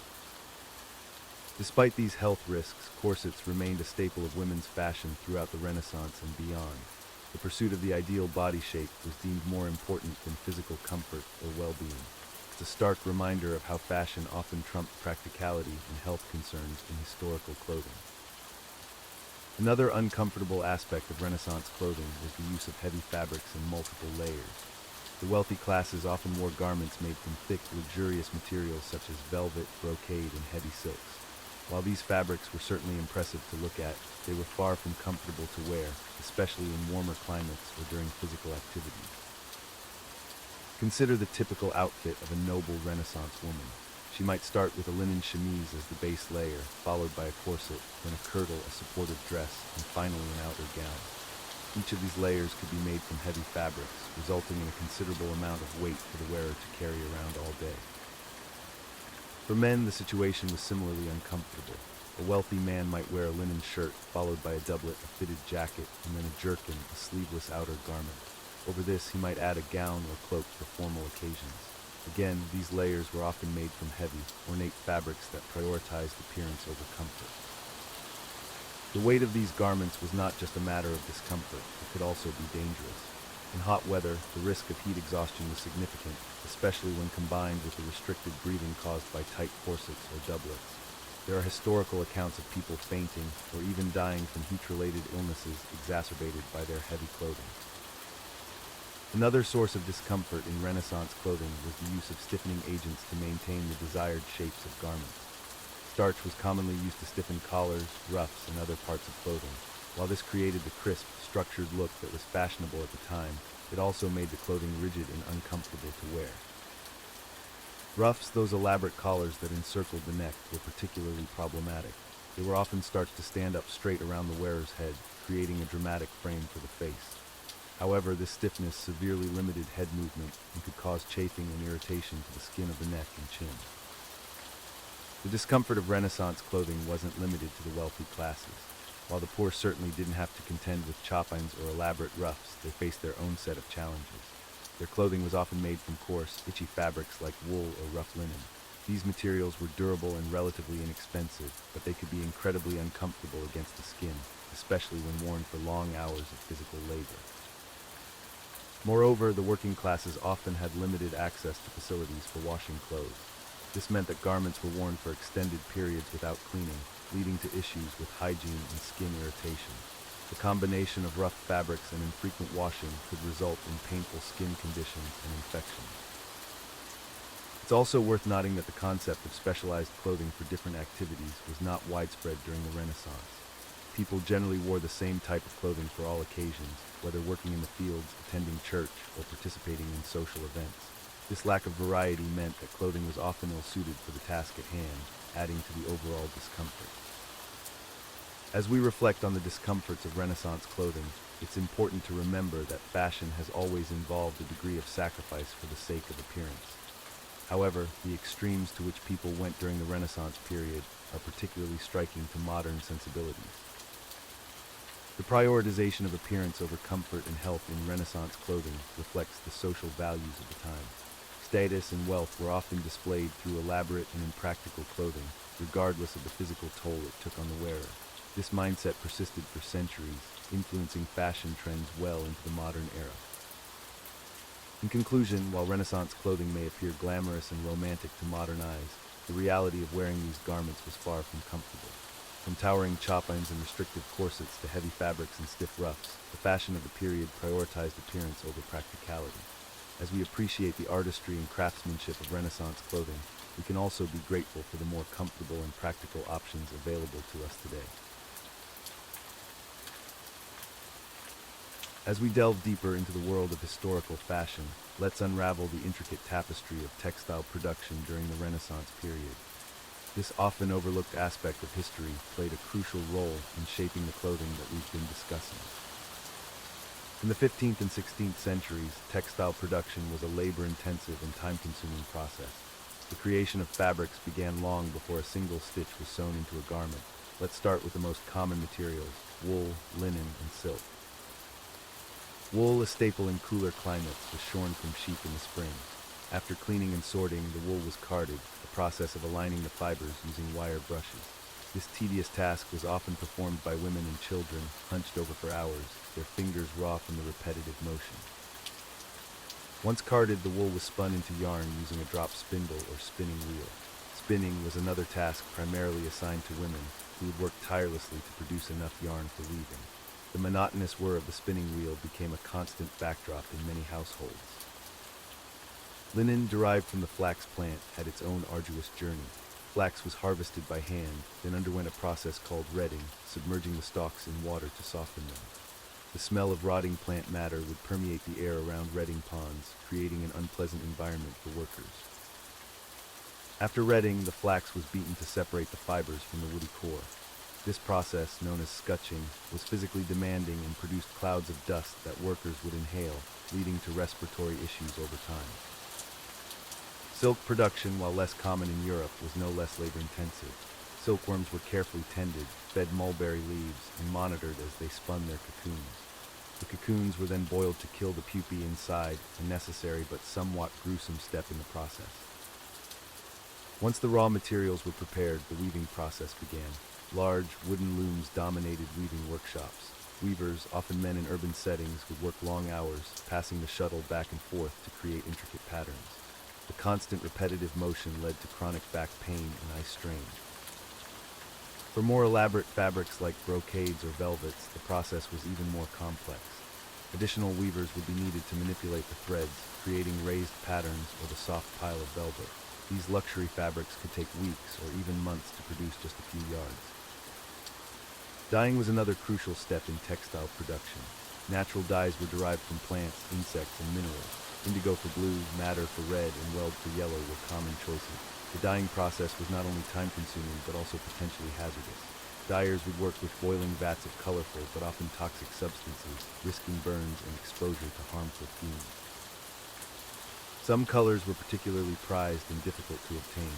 Purple, long associated with royalty, was traditionally extracted from the mucus of sea snails. Thousands of snails were required to produce just a small amount of dye, making purple-dyed fabric exorbitantly expensive. The production of leather, another important material in Renaissance clothing, had its own set of challenges. Tanning hides was a malodorous process involving urine and animal brains. Tanners often lived on the outskirts of towns due to the offensive smells produced by their work. Once the textiles were finally ready, they were sold to tailors or directly to wealthy clients. The cost of fabric often far exceeded the cost of labor in creating a garment, making fine clothing a significant investment and status symbol. It's worth noting that the textile industry was not just about creating clothing. Tapestries, bed linens, and other household textiles were also in high demand. The creation of large tapestries, often depicting historical or biblical scenes, could take years to complete and require the work of multiple skilled artisans. The textile industry also had far-reaching economic impacts. The wool trade, for instance, was a cornerstone of the English economy during the Renaissance. The phrase wool gathering, meaning to indulge in aimless thought, originated from the literal gathering of tufts of wool left behind by sheep on bushes and fences. In Italy, the silk industry flourished, particularly in cities like Florence and Venice. The production and trade of luxurious silk fabrics contributed significantly to the wealth that fueled the Italian Renaissance. As we consider the labor and resources that went into creating Renaissance textiles, it becomes clear why clothing was so valuable. A single outfit represented countless hours of work by numerous individuals, from shepherds and farmers to spinners, weavers, dyers, and tailors. This value placed on clothing led to some interesting societal norms. For instance, clothing was often listed in wills and passed down through generations. It wasn't uncommon for garments to be repurposed or restyled to extend their lifespan, a practice that would be considered quite sustainable by today's standards. The textile industry also played a role in social mobility. Skilled artisans could sometimes rise to positions of wealth and influence through their craft. The Medicis, the powerful banking family that dominated Renaissance Florence, originally made their fortune in the wool trade before expanding into banking and politics. As we wrap up this segment on historical textile production, let's take a moment to appreciate the immense effort and skill that went into creating the fabrics that clothed Renaissance society. From the fields where raw materials were grown or gathered, to the workshops where intricate fabrics were woven, to the bustling markets where textiles were traded, the production of cloth was a driving force in Renaissance economy and culture. The next time you see a painting of a richly dressed Renaissance noble, or admire the intricate embroidery on a historical garment in a museum, remember the countless hands and hours that went into creating those textiles. It's a testament to human ingenuity and perseverance, woven into the very fabric of history. As we delve deeper into the discomforts of Renaissance clothing, let's explore the challenges faced by both men and women in their daily attire. For men, one of the most cumbersome items was the codpiece, a padded covering for the genital area that became increasingly exaggerated over time. The codpiece began as a practical solution to cover the gap between men's hose but quickly evolved into a fashion statement. By the mid-16th century, these accessories had grown to absurd proportions, often adorned with jewels and embroidery. Imagine trying to sit comfortably or move naturally with what essentially amounted to a decorative cushion between your legs. The discomfort was not just physical but also psychological, as men were constantly aware of this prominent feature of their attire. It wasn't just the codpiece that caused issues. Men's doublets, the fitted jackets worn over shirts, were often so tight that they restricted breathing and movement. These were typically stuffed with bombast, a kind of padding, to achieve the desired silhouette. The quest for the perfect male figure didn't end there. Men would also wear padded trunk hose, which gave the appearance of muscular thighs and calves. These garments were hot, heavy, and hardly conducive to comfort or practicality. Let's not forget the ruffs, those elaborate collars that encircled the neck. While they started as modest accessories, by the late 16th century, they had grown to enormous sizes, sometimes reaching up to a foot in diameter. Imagine trying to eat or drink while wearing one of these stiff, starched collars. It's no wonder that special utensils with extra long handles were invented just to navigate around these fashion statements. Women, of course, faced their own set of challenges with Renaissance clothing. The most infamous of these was undoubtedly the corset, which became increasingly rigid and constricting over time. Corsets were designed to shape the torso into a cylindrical form, flattening the chest and creating a smooth line from the bust to the waist. While they did achieve the desired silhouette, they also came with a host of health problems. The pressure exerted by corsets could lead to difficulty breathing, digestive issues, and even deformation of the ribcage over time. Some women would tight-lace their corsets to achieve impossibly small waists, sometimes reducing their waist circumference by up to 40%. But the discomfort didn't end there. Over their corsets, women would wear multiple layers of petticoats, each adding weight and heat to their ensemble. The outermost layer, the kirtle or gown, was often made of heavy fabrics like velvet or brocade. To achieve the fashionable cone-shaped silhouette, women would wear farthingales, which were hooped underskirts that held the skirts out in a rigid shape. These structures made it difficult to sit or move through doorways, and they were incredibly hot in the summer months. Speaking of heat, let's consider the materials used in Renaissance clothing. Wool was a common fabric, prized for its durability and ability to take dye well. However, it was also itchy, prone to shrinking, and extremely warm. Silk was another popular choice, especially for the upper classes. While more comfortable than wool, silk garments were often lined with less pleasant materials and could be just as hot when layered. The weight of these garments was also a significant issue. A complete outfit for a noblewoman could weigh up to 40 pounds or more. Imagine carrying that weight around all day, every day, often in hot, stuffy environments. It's worth noting that the discomfort of Renaissance clothing wasn't limited to the wealthy. While the poor might not have worn elaborate ruffs or jewel-encrusted codpieces, their clothing was often made of coarse, itchy fabrics like hemp or rough wool. Cleanliness was another major concern. With limited access to water and soap and the difficulty of laundering complex garments, many people wore the same clothes for extended periods without washing them.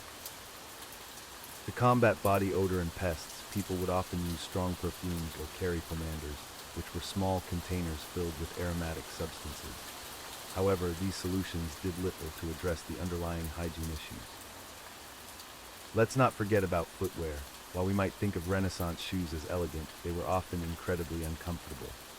Men's shoes, for instance, were typically made with thin soles and pointed toes, offering little support or protection. Women's shoes weren't much better. High-ranking women often wore chopings, which were platform shoes that could be up to 20 inches tall. These made walking a precarious activity and often required the assistance of servants to move around.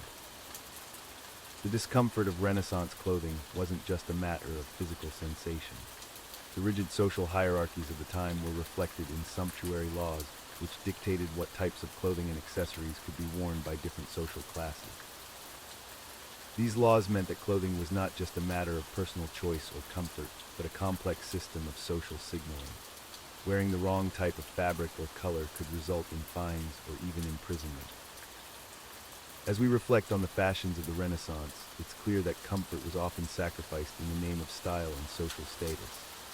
The elaborate, restrictive, and often unhygienic clothing of this era serves as a reminder of how far we've come in terms of practical, comfortable fashion.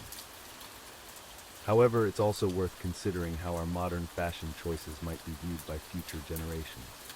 Will they look back on our skinny jeans or high heels with the same mixture of fascination and horror that we view Renaissance codpieces and corsets? As we conclude this exploration of Renaissance fashion discomforts, we're left with a greater appreciation for the simple act of putting on comfortable, breathable clothing. Perhaps the next time you slip into your favorite pair of sweatpants, you'll take a moment to thank the fashion pioneers who paved the way for such luxurious comfort. As we continue our journey through the Renaissance wardrobe, let's delve into the colorful world of clothing dyes and colors. While we might imagine the Renaissance as a vibrant era filled with rich hues, the reality was far more complex and at times quite dull. During the Renaissance, the process of dyeing fabrics was an intricate and often expensive endeavor. The availability and cost of dyes played a significant role in determining the colors people wore, creating a visual hierarchy based on social status. One of the most coveted colors during this period was purple. Known as Tyrian purple, this deep, rich hue was derived from the mucus of sea snails found in the Mediterranean. The process of creating Tyrian purple was incredibly labor-intensive. It took thousands of snails to produce even a small amount of dye, making it exorbitantly expensive. As a result, purple became associated with royalty and the highest echelons of society. In fact, in many European countries, laws were enacted that restricted the wearing of purple to royalty and the nobility. These sumptuary laws were designed to maintain social distinctions and prevent lower classes from imitating their superiors through clothing. Another highly prized color was crimson red, obtained from the kermes insect. This vibrant red was favored by cardinals and other high-ranking church officials, as well as wealthy merchants who could afford its steep price. But what about the common folk? What colors adorned their wardrobes? For the majority of the population, clothing colors were much more subdued. Earth tones dominated, with various shades of brown, beige, and gray being the most common. These colors were derived from readily available natural sources. Oak galls, for instance, produced a range of brown hues, while iron sulfate could create grayish tones. Blue was another color that saw widespread use across social classes. It was obtained from the woad plant, which was cultivated extensively in Europe. However, the quality and intensity of the blue could vary greatly depending on the dyeing process and the number of times the fabric was dipped. Interestingly, green was a particularly challenging color to achieve and maintain during the Renaissance.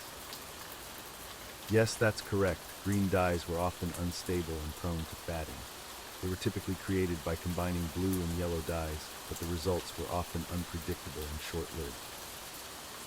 This instability led to green being associated with changeability and untrustworthiness in some contexts. It's fascinating how the limitations of dye technology could influence cultural perception. Indeed, the challenges of creating and maintaining certain colors also led to some interesting practices. For example, black, which was popular among the wealthy and powerful, was notoriously difficult to achieve as a deep, rich hue. To maintain the intensity of black clothing, some wealthy individuals would have their garments redyed regularly.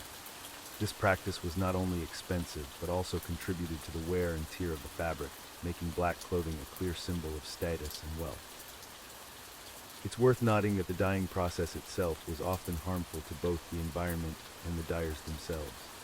Many dyes contained toxic substances, and the runoff from dye houses would pollute local water sources. The dyers, constantly exposed to these chemicals, often suffered from various health issues. Their hands would be stained by the dyes they worked with, making their profession immediately recognizable. This led to dyers being somewhat ostracized in society, despite the importance of their work. In some cities, dye houses were required to be located on the outskirts of town due to the noxious smells and pollutants they produced. As we move into the latter part of the Renaissance, we see some changes in the world of dyes and colors. Yes, the discovery of the New World brought new dyestuffs to Europe. Cochineal, for instance, a red dye derived from insects native to Mexico, became highly prized for its vibrant and long-lasting color. This influx of new dyes began to change the color palette of Renaissance fashion, especially among the wealthy who could afford these exotic imports. However, it's important to remember that these changes happened gradually. For the majority of people, clothing colors remained relatively muted throughout the Renaissance period. The limited color palette available to most people during the Renaissance stands in stark contrast to the vivid hues we often associate with the era in popular imagination. That's true, our modern perception of Renaissance fashion is often influenced by later artistic interpretations and the well-preserved garments of the wealthy that have survived to this day. In reality, walking through a Renaissance town, one would likely see a sea of earth tones with splashes of blue and the occasional bright hues worn by the wealthy or powerful. This visual hierarchy of color served as an immediate indicator of social status, making it easy to distinguish between different classes at a glance. It's fascinating to consider how something as seemingly simple as the color of one's clothing could carry so much social and economic significance. Absolutely, the colors people wore were not just a matter of personal preference, but a complex interplay of availability, cost, social norms, and even legal restrictions. As we conclude this segment on Renaissance clothing dyes and colors, it's clear that the palette of the era was far more nuanced and socially significant than we might initially assume.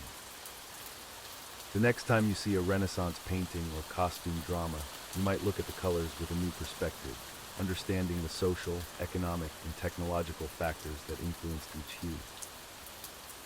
Indeed, the colors of the Renaissance tell a rich story of social hierarchy, technological limitations, and the complex relationship between appearance and status in early modern Europe. As we continue our exploration of Renaissance clothing discomfort, let's delve into the world of footwear. The shoes of the Renaissance period were not only a fashion statement, but also a source of considerable discomfort for many. One popular style was the chopin, a type of platform shoe worn primarily by women in Venice. These shoes could reach astonishing heights, sometimes up to 20 inches tall. While they served the practical purpose of keeping the wearer's feet and clothing out of the muddy streets, they also posed significant challenges. Walking in chopines was a precarious affair. Women often required the assistance of servants or walking sticks to maintain their balance. The higher the chopine, the more elevated the wearer's social status, but this came at the cost of mobility and comfort. For men, pointed shoes known as poulins were all the rage. These shoes featured extremely long, pointed toes that could extend up to 24 inches beyond the foot. While they were a symbol of wealth and status, poulins were impractical for walking and could cause severe foot deformities over time. The discomfort of Renaissance footwear wasn't limited to its shape.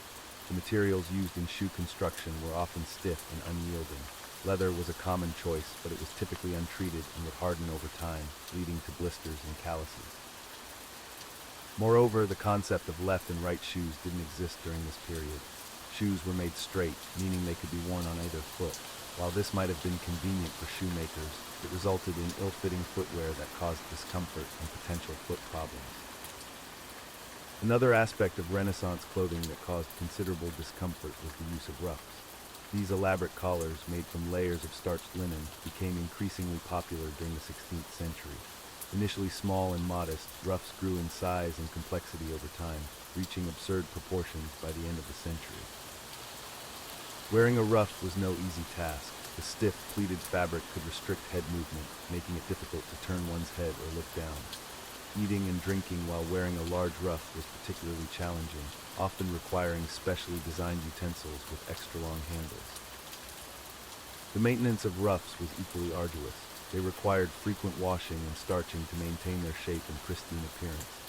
The process of setting a ruff involved using heated brass tongs to create the perfect pleats, a time-consuming and potentially dangerous task.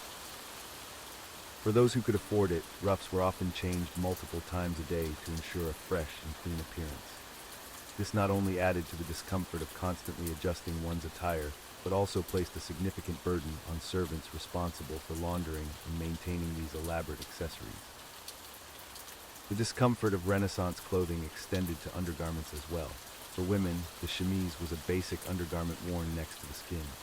While it served the practical purpose of protecting outer garments from sweat and body oils, it was often made from coarse linen that could irritate the skin. Men wore a similar undergarment called a shirt, which served the same purpose as the chemise. These shirts were typically made from linen or cotton and were worn long, extending to the mid-thigh or knee. While they provided a layer of protection from outer garments, they could become uncomfortable when soaked with sweat, especially during physical activities or in warm weather. Another source of discomfort in Renaissance clothing was the use of heavy fabrics in multiple layers. Wealthy individuals often wore garments made from rich, heavy materials such as velvet, brocade, and damask. While these fabrics were visually impressive and signified status, they were also incredibly warm and cumbersome to wear. The weight of these garments could be substantial. A complete outfit for a nobleman or noblewoman could weigh several pounds, making movement difficult and tiring.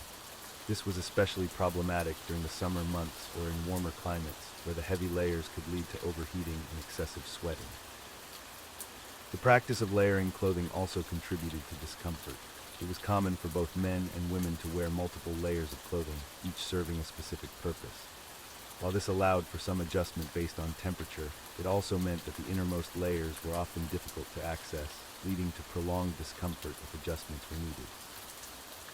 One particularly uncomfortable aspect of Renaissance fashion was the use of farthingales by women. These were underskirts supported by hoops made of wood, whalebone, or steel, designed to give skirts their characteristic wide, bell-like shape. Early farthingales were cone-shaped, while later versions became more circular. Wearing a farthingale made simple tasks like sitting or passing through doorways a challenge. The rigid structure of the farthingale forced women to adapt their movements and posture, often leading to back pain and muscle strain. Additionally, the weight of the farthingale, combined with the layers of skirts worn over it, could be exhausting to carry around all day. The discomfort of Renaissance clothing wasn't limited to the wealthy. Even common folk experienced their share of clothing-related issues. For instance, many laborers and peasants wore wooden clogs or pattens. These overshoes were designed to elevate the wearer's feet above the muddy and dirty streets, but they were clumsy and could cause accidents. Furthermore, the fabrics available to the lower classes were often coarse and irritating. Wool was a common material, and while it provided warmth, it could be itchy and uncomfortable against the skin. The inability to afford frequent changes of clothing also meant that many people wore the same garments for extended periods, leading to hygiene issues and skin irritations.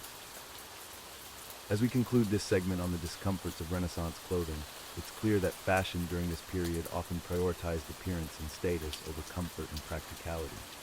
From restrictive corsets and heavy fabrics to impractical shoes and elaborate accessories, the clothing of the Renaissance era posed numerous challenges for wearers across all social classes.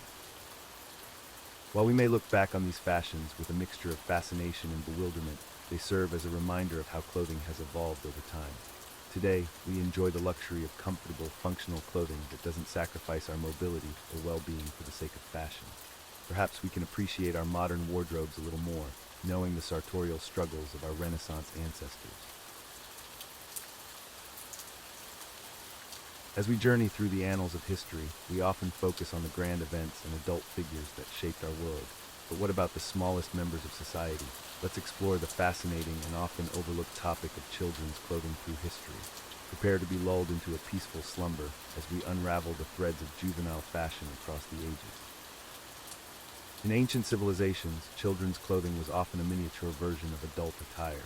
In ancient Egypt, for example, children typically went naked until around the age of 6. After that, they donned simple linen garments similar to their parents. Boys wore short kilts, while girls wore straight dresses that reached their ankles. The hot climate dictated these light, airy clothes for both adults and children alike. Moving to ancient Greece and Rome, we find that children's clothing remained relatively simple. Young boys wore loose tunics, while girls donned longer versions that reached their feet. As they grew older, their clothing began to more closely resemble adult styles. In Rome, male children of citizens wore a special garment called a toga praetexta, which had a purple border until they came of age. The medieval period brought about some changes in children's attire. Infants were tightly swaddled in long strips of linen, a practice believed to help their limbs grow straight. Once out of swaddling clothes, young children wore simple gowns or tunics, regardless of gender. As they grew older, their clothing began to differentiate, with boys wearing shorter tunics and eventually breeches, while girls' dresses became longer. One peculiar aspect of medieval children's clothing was the use of leading strings. These were fabric strips attached to the shoulders of a child's gown, used by adults to guide toddlers as they learned to walk. This practice continued well into the 17th century, particularly among the upper classes. The Renaissance period saw a significant shift in children's fashion. For the first time, clothing began to be designed specifically for children, rather than just being smaller versions of adult attire. However, this was primarily true for the upper classes. Wealthy children often wore elaborate, miniaturized versions of adult clothing, complete with restrictive corsets for girls and formal doublets for boys. In the 16th and 17th centuries, a curious practice emerged among European nobility, dressing young boys in gowns or dresses until they were breeched around the age of 7. This ceremony marked a boy's transition into wearing breeches or trousers, symbolizing a step towards manhood. The age of breeching varied, but was typically between 4 and 8 years old. The 18th century brought about the concept of childhood as a distinct phase of life, influenced by philosophers like Jean-Jacques Rousseau. This shift in thinking was reflected in children's clothing, which became more practical and comfortable. Boys began wearing skeleton suits, consisting of a jacket and trousers buttoned together at the waist. Girls wore looser, high-waisted dresses that allowed for more freedom of movement. The Victorian era, however, saw a return to more restrictive children's clothing, especially for girls. Young ladies were often dressed in miniature versions of adult fashions, complete with corsets, multiple petticoats, and long skirts that hampered movement. Boys, too, wore formal attire, including suits with short trousers until their early teens. It wasn't until the early 20th century that children's clothing truly began to prioritize comfort and practicality. The influence of progressive education theories and the need for more practical clothing during World War I led to simpler, more comfortable designs. Rompers became popular for both boys and girls, allowing for easier movement and play. The mid-20th century saw a revolution in children's fashion. The invention of new fabrics like nylon and the rise of mass production made clothing more affordable and easier to care for. Styles became more casual, with t-shirts, jeans, and sneakers becoming staples of children's wardrobes. The 1960s and 70s brought about unisex clothing trends, blurring the lines between boys' and girls' fashion. In recent decades, children's clothing has become increasingly diverse and specialized. We've seen the rise of designer labels for children, as well as a greater emphasis on age-appropriate styles. There's also been a growing awareness of the environmental and ethical impacts of fast fashion, leading to more sustainable and eco-friendly options in children's wear. One interesting modern trend is the cyclical nature of children's fashion. We often see styles from previous decades making comebacks, reinterpreted for a new generation. For example, the resurgence of 90s fashion has influenced children's clothing, with overalls, scrunchies, and neon colors finding their way back into young wardrobes. As we reflect on the history of children's clothing, we can see how it mirrors broader societal changes. From the practical concerns of ancient civilizations to the elaborate fashions of the Renaissance, from the restrictive Victorian era to the comfort-focused designs of the 20th century, children's clothing tells us much about how childhood itself was perceived throughout history. Today, we face new challenges in children's fashion. The rise of social media has put increased pressure on children to be fashion-conscious at younger ages. At the same time, there's a growing movement towards gender-neutral clothing options, allowing children more freedom of expression through their attire. As we drift off to sleep, let's ponder the future of children's fashion. Will we see a return to more practical, durable clothing in response to environmental concerns? Or will technology play a larger role, with smart fabrics and wearable tech becoming commonplace in children's wardrobes? Whatever the future holds, the history of children's clothing reminds us that fashion is never just about clothes. It's a reflection of our values, our society, and our understanding of childhood itself. As we delve deeper into the discomforts of Renaissance clothing, let's explore the peculiar world of undergarments. While modern underwear is designed for comfort and support, Renaissance underclothes were often anything but cozy. For women, the chemise was the foundation of their attire. This long, loose-fitting garment made of linen was worn next to the skin. While it might sound comfortable, the reality was far from it. The chemise was often starched to maintain its shape, resulting in a stiff and scratchy sensation against the skin. Imagine wearing a shirt made of cardboard all day, and you'll get an idea of how it felt. Men weren't spared from uncomfortable undergarments either. They wore braids, which were loose-fitting linen drawers that extended from the waist to the mid-thigh or knee. These were often tied at the waist and knees with strings, creating potential points of chafing and irritation. The constant adjusting and retying of these strings throughout the day must have been a nuisance. Over these basic undergarments, both men and women would layer on additional pieces. For women, this included corsets or stays, which we've already discussed. Men, on the other hand, might wear a doublet, a close-fitting jacket padded with horsehair or cotton. The padding was intended to create a fashionable silhouette, but it also trapped heat and moisture, leading to discomfort and potential skin irritation. One particularly uncomfortable item for men was the codpiece. This was a pouch attached to the front of the breeches or hose, originally designed for modesty and function. However, as fashion evolved, codpieces became increasingly exaggerated and padded, sometimes to ridiculous proportions. Imagine trying to sit comfortably or move naturally with an oversized, stuffed pouch between your legs. The layers didn't stop there. Women would wear petticoats, which were heavy skirts worn under the main dress. These added weight and warmth, especially in the summer months. Men would wear hose, which were like tight-fitting leggings that could be quite restrictive. Both sexes might also wear stockings held up by garters, which could cut into the skin if tied too tightly. Now let's talk about the outer layers. Dresses and gowns for women were often made of heavy fabrics like velvet or brocade. These materials, while luxurious in appearance, were incredibly weighty. A full outfit could weigh up to 15 pounds or more. Imagine carrying around a medium-sized dog on your body all day, every day. Men's outer garments weren't much better. Jerkins, which were close-fitting jackets worn over the doublet, could be made of leather or heavy wool. These materials didn't breathe well, leading to overheating and sweating. The fashionable slashing of garments, where fabric was cut to reveal the contrasting lining beneath, did little to alleviate this problem and often led to drafts in colder weather. Let's not forget about accessories. Ruffs, those iconic circular collars, were a staple of Renaissance fashion. While they looked impressive, they were incredibly impractical. Made of starched linen or lace, ruffs could be up to a foot wide, severely restricting head movement.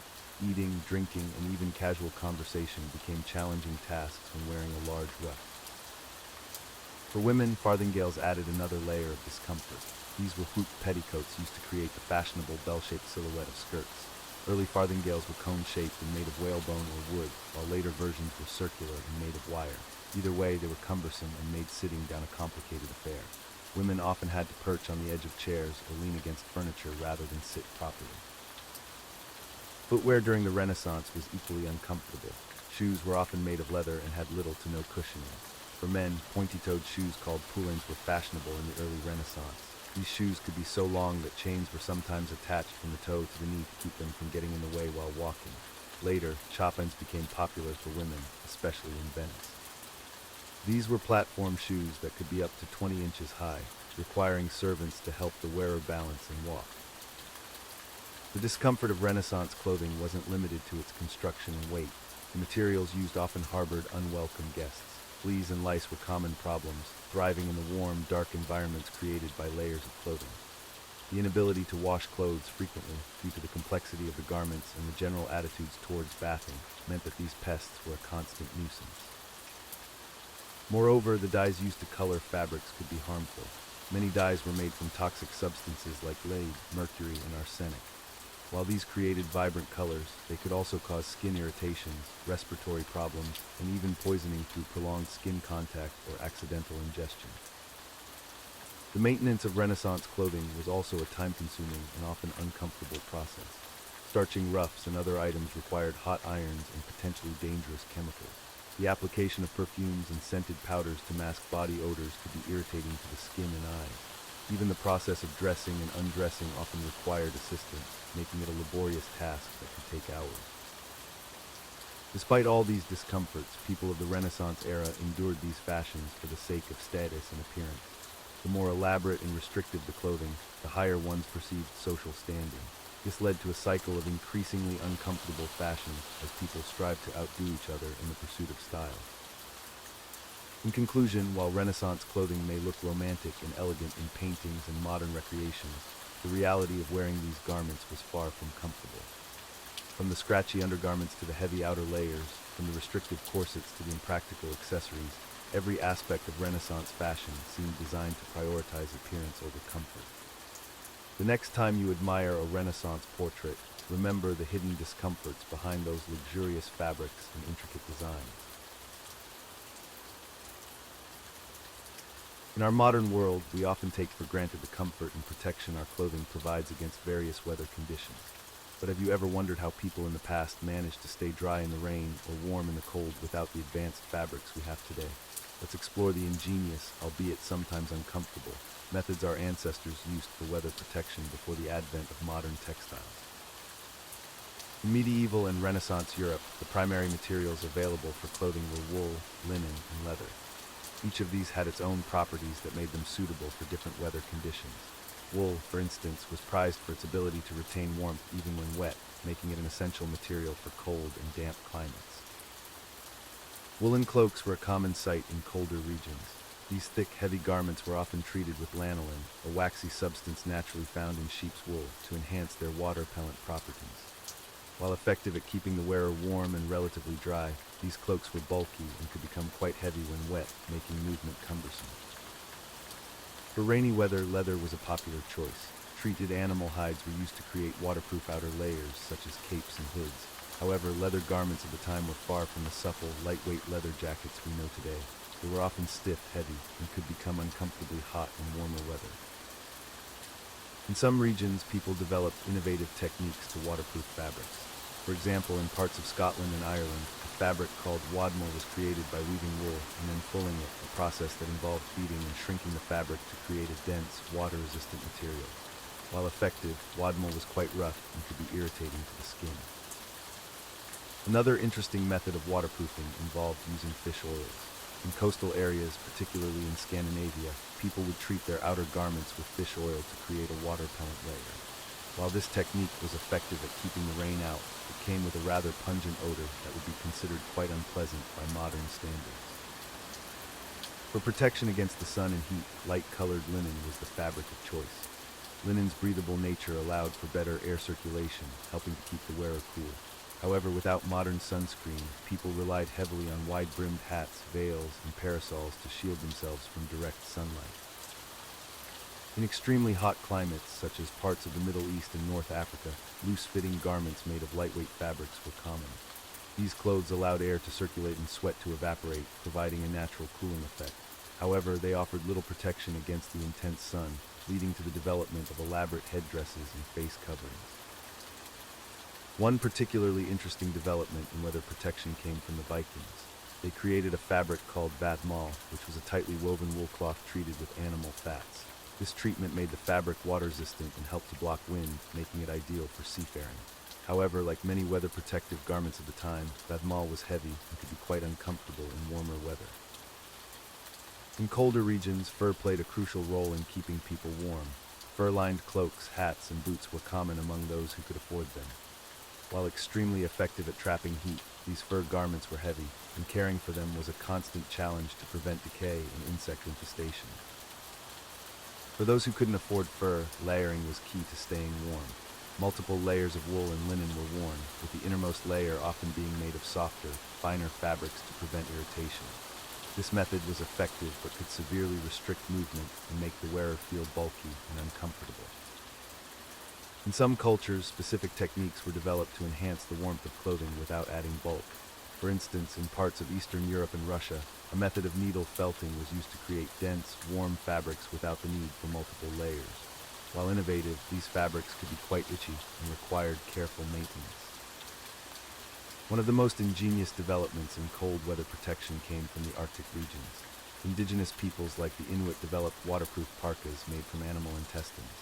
These garments were lightweight, flexible, and remarkably effective at keeping out wind and water. However, they required meticulous preparation and had a relatively short lifespan compared to modern waterproof materials. In temperate regions with changing seasons, adaptable clothing was crucial. Cloaks with removable linings allowed wearers to adjust their warmth as needed. Some garments were designed to be reversible, with a water-resistant side for rainy days and a more breathable side for fair weather. While clever, these adaptable clothes were often bulky and less comfortable than single-purpose garments. The challenge of staying dry in wet conditions led to some creative solutions. In parts of Asia, particularly in rice-growing regions, wide-brimmed hats made from tightly woven plant fibers or old paper were used. These hats were remarkably effective at keeping rain off the wearer, but offered little protection against wind and could be quite fragile. In Europe, a type of rain cape called a sleeved cloak became popular during the Renaissance. This garment combined the warmth of a cloak with the practicality of sleeves, allowing for more freedom of movement. However, these cloaks were often made of heavy wool or leather, making them uncomfortable in warmer weather and difficult to dry once wet. As we can see, our ancestors were incredibly resourceful in their attempts to protect themselves from the elements. However, their solutions often came with significant trade-offs in terms of comfort, mobility, and practicality. The next time you put on a lightweight, breathable, waterproof jacket, take a moment to appreciate the centuries of innovation that have led to such comfortable and effective weather protection. As we delve deeper into the discomforts of Renaissance clothing, let's explore another aspect that made daily life a challenge for our historical counterparts: the corset. This restrictive undergarment, while synonymous with the Victorian era, actually has its roots in the Renaissance period. Corsets, or stays as they were often called, were introduced in the 16th century and quickly became a staple of women's fashion. These garments were designed to shape the torso into a cylindrical form, flattening the chest and creating a smooth line from the bust to the waist. While they may have achieved the desired silhouette, they came at a significant cost to comfort and health. The construction of corsets was a feat of engineering in itself. They were typically made from multiple layers of sturdy fabric, reinforced with whalebone, wood, or metal stays. The rigidity of these materials ensured that the wearer's posture remained ramrod straight, but it also severely restricted movement and breathing. Imagine, if you will, trying to go about your daily activities while essentially wearing a suit of armor around your midsection. Bending, sitting, and even breathing deeply became arduous tasks. Women of the Renaissance period often found themselves short of breath, especially when the fashion dictated extremely tight lacing. The effects of long-term corset wear were not limited to mere discomfort. Medical professionals of the time began to notice a range of health issues associated with these garments. Digestive problems were common, as the compression of the abdomen interfered with normal digestive processes.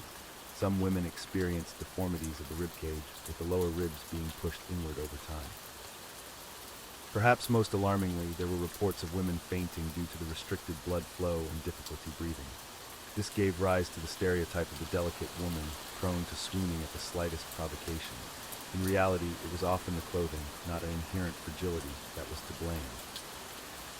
Despite these drawbacks, the corset remained an essential part of a woman's wardrobe for centuries. The social pressure to conform to beauty standards of the time was immense, and many women willingly endured the discomfort to achieve the desired shape. It's worth noting that men were not entirely exempt from restrictive undergarments. While not as extreme as women's corsets, men's doublets of the Renaissance period were often padded and stiffened to create a fashionable silhouette. These garments could be quite constricting, especially when combined with the high collars and tight sleeves that were in vogue. Moving on from undergarments, let's consider the outer layers of Renaissance clothing. For both men and women, multiple layers were the norm, regardless of the weather. This practice had its roots in both fashion and practicality. Layers could be added or removed as needed, and they also served as a display of wealth and status. A typical outfit for a wealthy woman might include a chemise, corset, petticoats, a kirtle, a supportive underdress, and finally a gown. Each of these layers added weight and warmth, making movement cumbersome and causing discomfort in warmer weather. Men's clothing was similarly layered, often consisting of a shirt, doublet, hose or breeches, and a jerkin or coat. The weight of these garments, particularly when made from heavy fabrics like velvet or brocade, could be substantial. The materials used in Renaissance clothing also contributed to the overall discomfort. While the wealthy could afford fine silks and light woolens, many people wore garments made from coarser fabrics. Linen and wool were common choices, but they could be itchy and irritating against the skin, especially when new or unwashed. Speaking of washing, it's important to note that laundering clothes was a much more labor-intensive process in the Renaissance period than it is today. As a result, outer garments were rarely washed, leading to issues with hygiene and odor. Perfumes and sachets were used to mask unpleasant smells, but they could only do so much.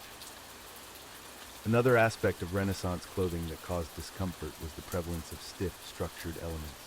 Ruffs, those elaborate collars that encircled the neck, were a prime example. Made from layers of starched linen or lace, ruffs could be so large and unwieldy that they restricted head movement and made eating and drinking challenging. For men, codpieces were a notable source of potential discomfort. These padded and often ornate coverings for the genital area were designed to emphasize masculinity, but their rigid construction and prominent placement could make sitting and moving awkward. Footwear during the Renaissance was another area where fashion often trumped comfort. Pointed shoes, known as poulings, were popular among the nobility. These shoes had extremely long, pointed toes that could extend several inches beyond the foot. While they made a striking fashion statement, they were impractical for walking and could cause balance issues. For women, chopins, a type of platform shoe, presented their own set of challenges. These shoes, which could add several inches to a woman's height, were difficult to walk in and often required the assistance of servants or walking sticks for balance. It's important to remember that while we may look back on Renaissance fashion with a mixture of admiration and amusement, for the people of the time, these clothes were a daily reality. The discomfort they experienced was accepted as part of life, a necessary sacrifice in the pursuit of social status and adherence to cultural norms. In conclusion, the clothing of the Renaissance period, while undoubtedly beautiful and often intricate, came with a significant cost in terms of comfort and practicality. From restrictive undergarments to heavy, layered outfits and impractical accessories, the fashion of the era prioritized appearance over ease of wear. As we reflect on this aspect of historical fashion, we can perhaps appreciate the relative comfort and freedom of movement afforded by modern clothing. As we delve into the history of jewelry and accessories, we find ourselves traversing a path adorned with glittering gems and intricate designs that span millennia. The story of human adornment is as old as civilization itself, with each era leaving its mark on the baubles and trinkets we cherish. Let's begin our journey in ancient times, where jewelry served not just as decoration, but as symbols of power, religion, and status. In ancient Egypt, for instance, jewelry was an integral part of both life and death. The pharaohs and nobility adorned themselves with elaborate collars, bracelets, and headdresses made of gold and precious stones. One of the most famous pieces from this era is the death mask of Tutankhamun, discovered in 1922 by Howard Carter. This solid gold mask, inlaid with lapis lazuli and other precious stones, exemplifies the opulence and craftsmanship of ancient Egyptian jewelry. Moving forward in time, we encounter the Greeks and Romans, who brought their own unique styles to jewelry making. The Greeks were particularly fond of delicate designs inspired by nature, such as laurel leaf crowns and intricate filigree work. The Romans, on the other hand, favored bold, statement pieces that showcased their wealth and power. One notable Roman innovation was the use of cameos carved gemstones featuring raised relief images. These exquisite pieces often depicted gods, emperors, or scenes from mythology, and remained popular well into the Renaissance period. Speaking of the Renaissance, this era saw a revival of interest in classical styles, coupled with new techniques and materials. The discovery of new trade routes brought an influx of precious stones from the East, leading to more elaborate and colorful designs. It was during this time that the art of diamond cutting truly began to flourish. Prior to the 15th century, diamonds were typically left in their natural octahedral shape. However, new cutting techniques allowed jewelers to bring out the stone's brilliance, leading to the development of various cuts we still use today. As we move into the 17th and 18th centuries, we see the rise of the Baroque and Rococo styles in jewelry. These periods were characterized by their ornate, asymmetrical designs and a penchant for naturalistic motifs. Flowers, leaves, and bows were common elements, often set with an abundance of gemstones. One of the most famous jewelers of this era was Jean-Baptiste Tavernier, a French merchant who traveled extensively in the East. He is credited with bringing several famous diamonds to Europe, including the Hope Diamond, which now resides in the Smithsonian Institution. The Industrial Revolution brought significant changes to the world of jewelry. Mass production techniques made jewelry more accessible to the middle class, while new materials like steel and glass allowed for greater experimentation in design. This era also saw the rise of costume jewelry, popularized by designers like Coco Chanel. These pieces, made from less expensive materials, allowed women to keep up with rapidly changing fashion trends without breaking the bank. The Art Nouveau movement of the late 19th and early 20th centuries brought a fresh perspective to jewelry design. Artists like René Lalique created pieces inspired by nature, featuring sinuous lines and organic forms. Materials like horn, ivory, and enamel were used alongside precious metals and stones to create unique, artistic pieces. The Art Deco period that followed was a stark contrast, characterized by geometric shapes, bold colors, and a celebration of modernity. Jewelry from this era often featured clean lines, symmetrical patterns, and a mix of precious and semi-precious stones. As we move into the latter half of the 20th century, we see a diversification in jewelry styles and materials. The 1960s and 70s brought a renewed interest in handcrafted, artisanal pieces, often incorporating non-traditional materials like plastic, wood, and even paper. Contemporary jewelry continues to push boundaries, with designers experimenting with new materials, technologies, and concepts. 3D printing, for instance, has opened up new possibilities in design and production, allowing for intricate shapes that would be difficult or impossible to create by hand. But it's not just about what adorns our necks, wrists, and fingers. The history of accessories is equally rich and varied. Take, for example, the humble button. While functional closures have existed for thousands of years, decorative buttons as we know them today didn't become common until the 13th century. During the Renaissance and Baroque periods, buttons became works of art in their own right.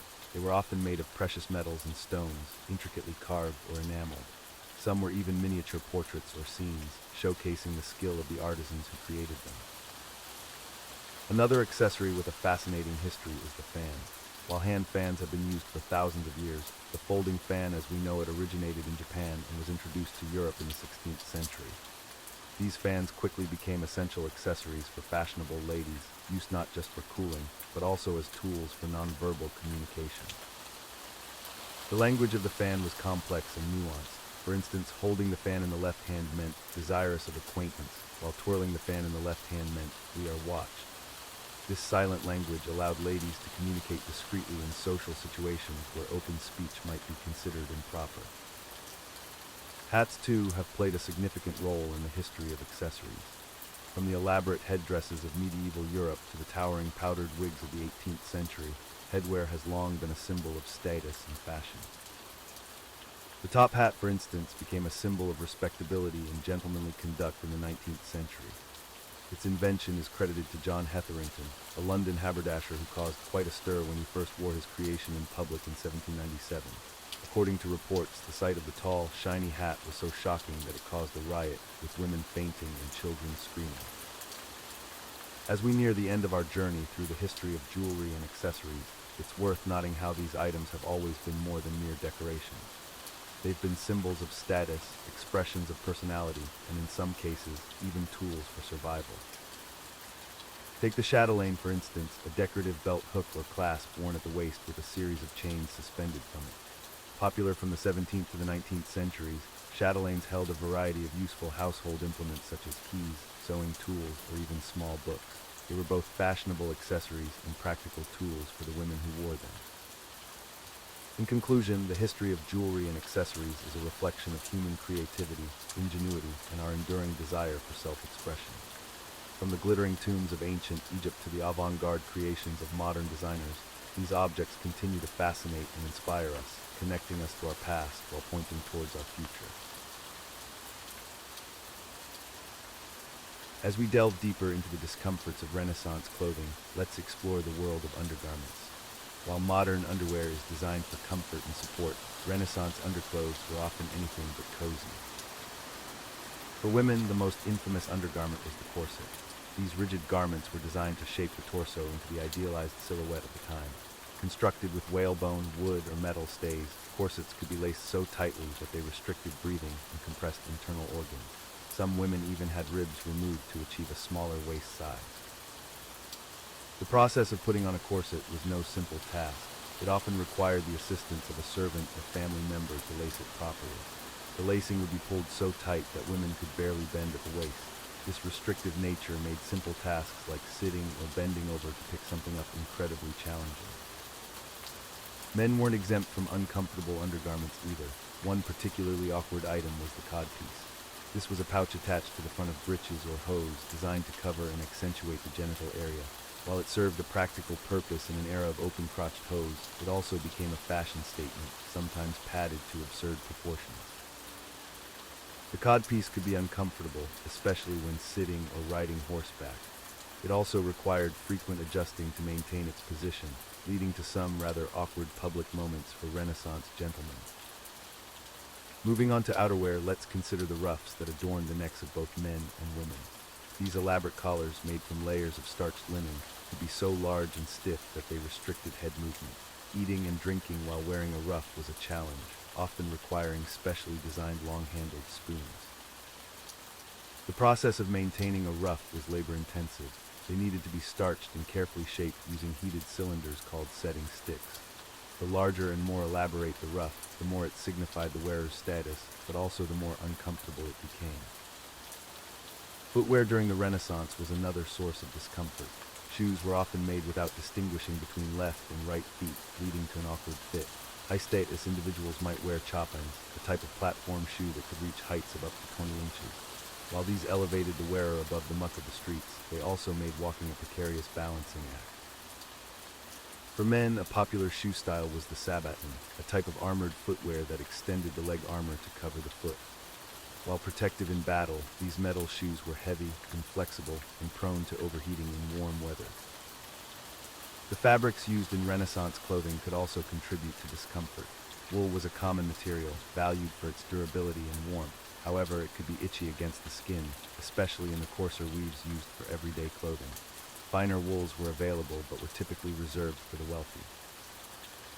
Silk, while softer and more luxurious, had its own drawbacks. It was expensive and delicate, requiring careful handling to avoid damage. Silk garments were also notoriously difficult to clean, often requiring professional care to maintain their appearance. The weight of Renaissance clothing was another factor contributing to discomfort. Elaborate gowns could weigh up to 40 pounds, with much of that weight concentrated on the waist and hips. This led to back pain and fatigue, especially during long social events or court functions. For men, suits of armor presented a unique set of challenges. While not everyday wear, armor was an important part of a nobleman's wardrobe.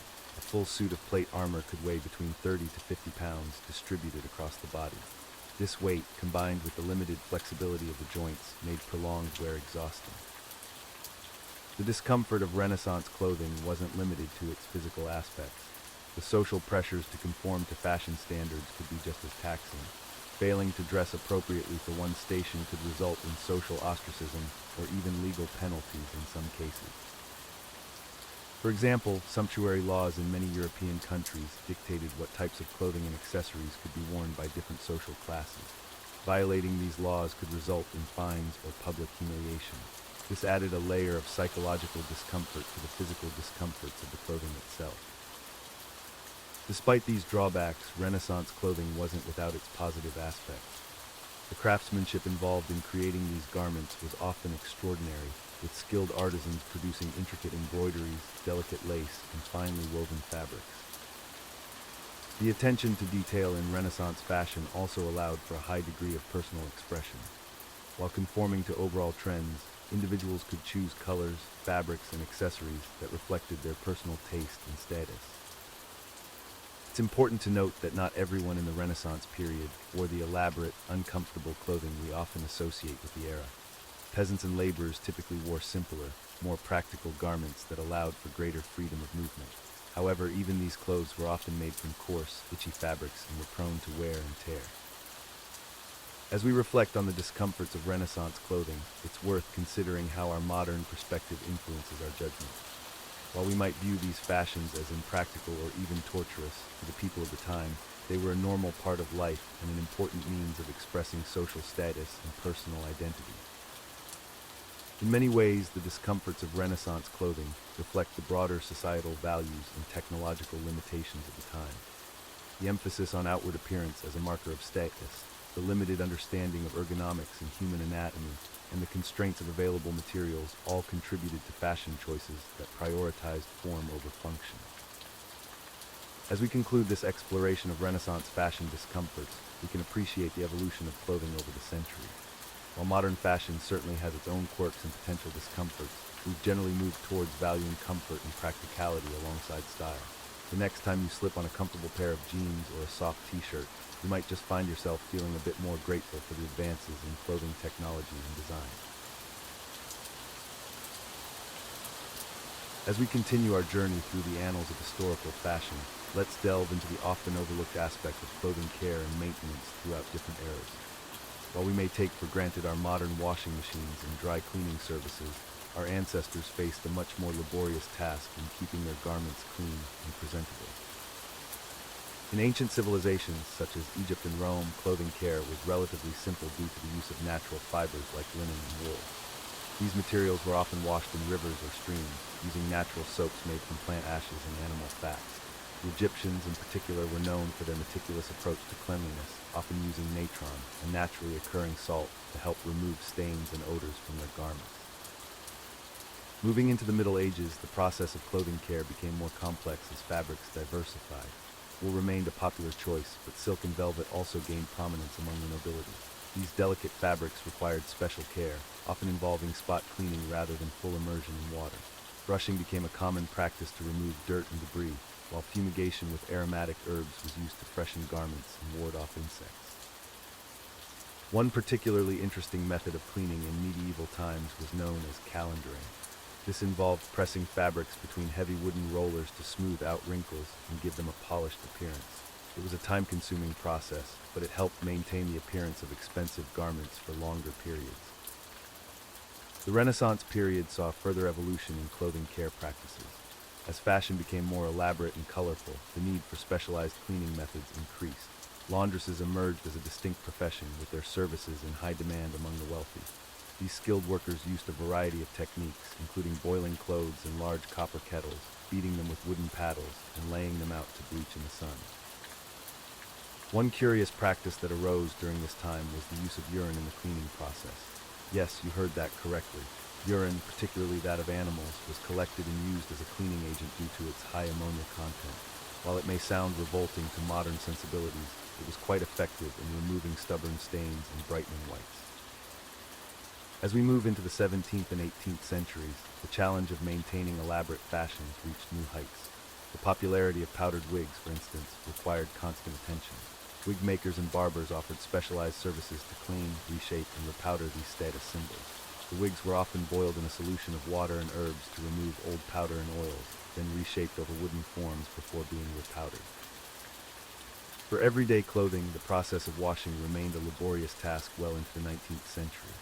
Laundry day was typically a weekly event that could take an entire day or more. Clothes were sorted, soaked, scrubbed on washboards, boiled, rinsed, wrung out, and then hung to dry. This process was not only time-consuming, but also physically demanding, often leaving the washerwoman's hands raw and chapped. Ironing, too, was a far cry from our modern electric irons. Heavy irons made of solid metal were heated on stoves or over fires. These had to be constantly reheated and cleaned to prevent soot from transferring to the clothes. Some households had multiple irons in rotation to maintain a consistent temperature throughout the ironing process. The Industrial Revolution brought about significant changes in clothing care. The invention of synthetic dyes in the mid-19th century led to more color-fast fabrics, reducing the need for careful handling during washing.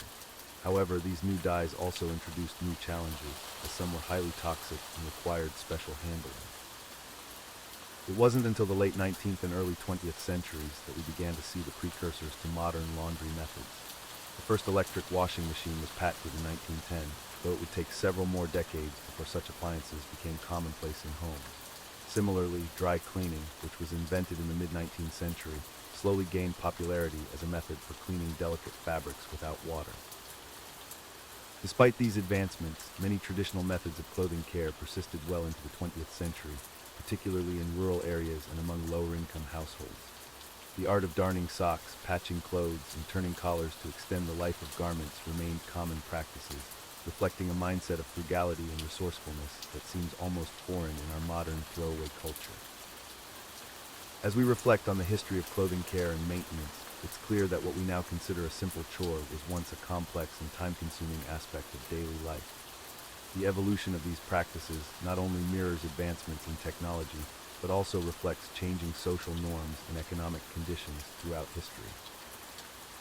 From the use of natural cleaning agents in ancient times to the development of sophisticated washing machines and dry cleaning methods, the story of clothing care is one of human ingenuity and adaptation. It reminds us of the immense effort our ancestors put into maintaining their appearance and the value they placed on their garments. In our modern era of fast fashion and disposable clothing, perhaps there's a lesson to be learned from this history. The care and attention our forebears gave to their clothing speaks to a different relationship with material possessions, one of respect, value, and sustainability. As we face growing environmental concerns related to the fashion industry, looking back at these historical practices might offer insights into more sustainable approaches to clothing care and consumption. And so, as we drift off to sleep, let's appreciate the convenience of our modern laundry methods, while also reflecting on the rich history and cultural significance of clothing care throughout the ages. It's a reminder that even the most mundane aspects of our daily lives have fascinating stories to tell, if only we take the time to listen. As we continue our exploration of Renaissance clothing discomfort, let's delve into the world of footwear. While modern shoes are designed with comfort and support in mind, Renaissance shoes were often more about style and status than practicality. One popular style of shoe during this period was the chopin. These were platform shoes worn primarily by women in Venice and throughout Europe. Chopins could be incredibly tall, sometimes reaching heights of up to 20 inches. Imagine trying to walk in what were essentially stilts made of wood or cork, covered in leather or fabric. The purpose of chopins was twofold. First, they elevated the wearer above the filthy streets, keeping their expensive clothing clean. Second, they were a status symbol. The taller the chopin, the more prestigious the wearer. However, the impracticality of these shoes often meant that women needed servants to help them walk. For men, pointed shoes known as poulings or crackles were fashionable. These shoes had extremely long, pointed toes that could extend up to 24 inches beyond the foot. The length of the toe was often correlated with social status, with longer points indicating higher rank. However, these shoes made walking difficult and could even pose a tripping hazard. Both men and women also wore boots, which could be knee-high or even thigh-high. These were often made of stiff leather that took a long time to break in and could cause blisters and chafing. The lack of proper sizing and the absence of left and right shoe differentiation meant that footwear was often ill-fitting and uncomfortable. Moving on from footwear, let's discuss the layers of clothing that Renaissance individuals had to endure. For women, the process of getting dressed could take hours and often required assistance. The first layer was a chemise or shift, a simple linen undergarment that absorbed sweat and protected outer garments from body oil. Over the chemise, women would wear stockings held up by garters. Then came the corset or stays, which we discussed earlier. This was followed by a farthingale, a hooped skirt that gave the desired bell shape to dresses. On top of this went petticoats, sometimes multiple layers, to add fullness to the skirt. The outermost layer was the gown itself, which could be made of heavy fabrics like velvet or brocade. These gowns often had tight-fitting bodices and long, trailing skirts. The weight of all these layers could be substantial, making movement difficult and causing overheating in warm weather. Men's clothing, while generally less cumbersome than women's, still involved multiple layers. They would start with a linen shirt, similar to the women's chemise. Over this, they might wear a doublet, a close-fitting jacket padded for warmth and to achieve the desired silhouette. Breeches or hose covered the legs, often secured with points, laces to the doublet. Over the doublet, men might wear a jerkin, a sleeveless outer garment. For formal occasions, they could add a gown or cloak. Like women's clothing, men's outfits could be made of heavy, ornate fabrics that were uncomfortable in hot weather. Both men and women had to contend with the challenge of keeping their clothes clean in an era before modern laundry methods. The outer layers of clothing were rarely washed, as the process could damage delicate fabrics or cause colors to fade.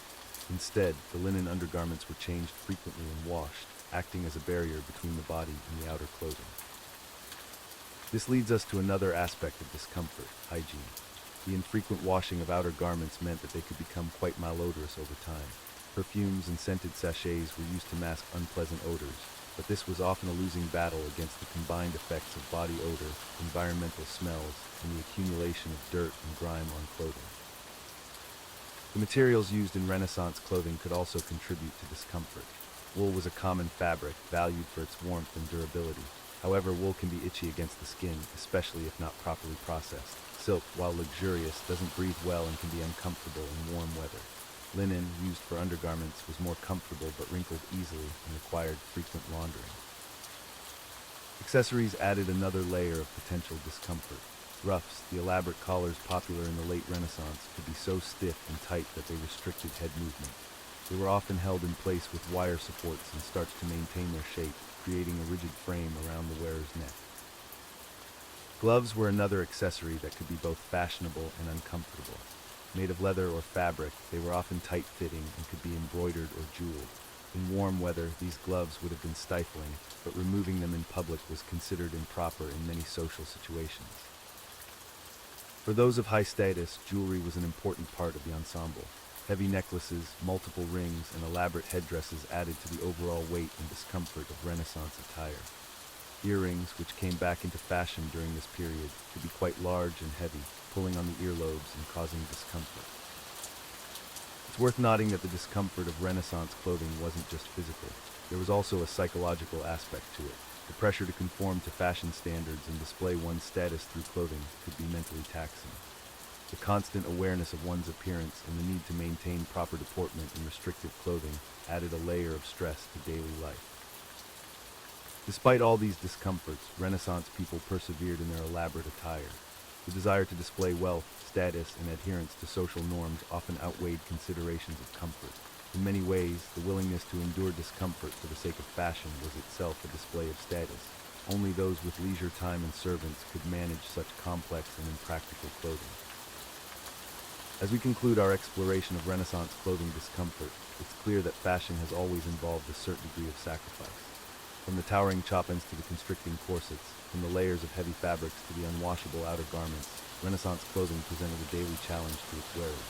The next time you slip on a comfortable pair of jeans or a soft t-shirt, take a moment to appreciate how far fashion has come in terms of comfort,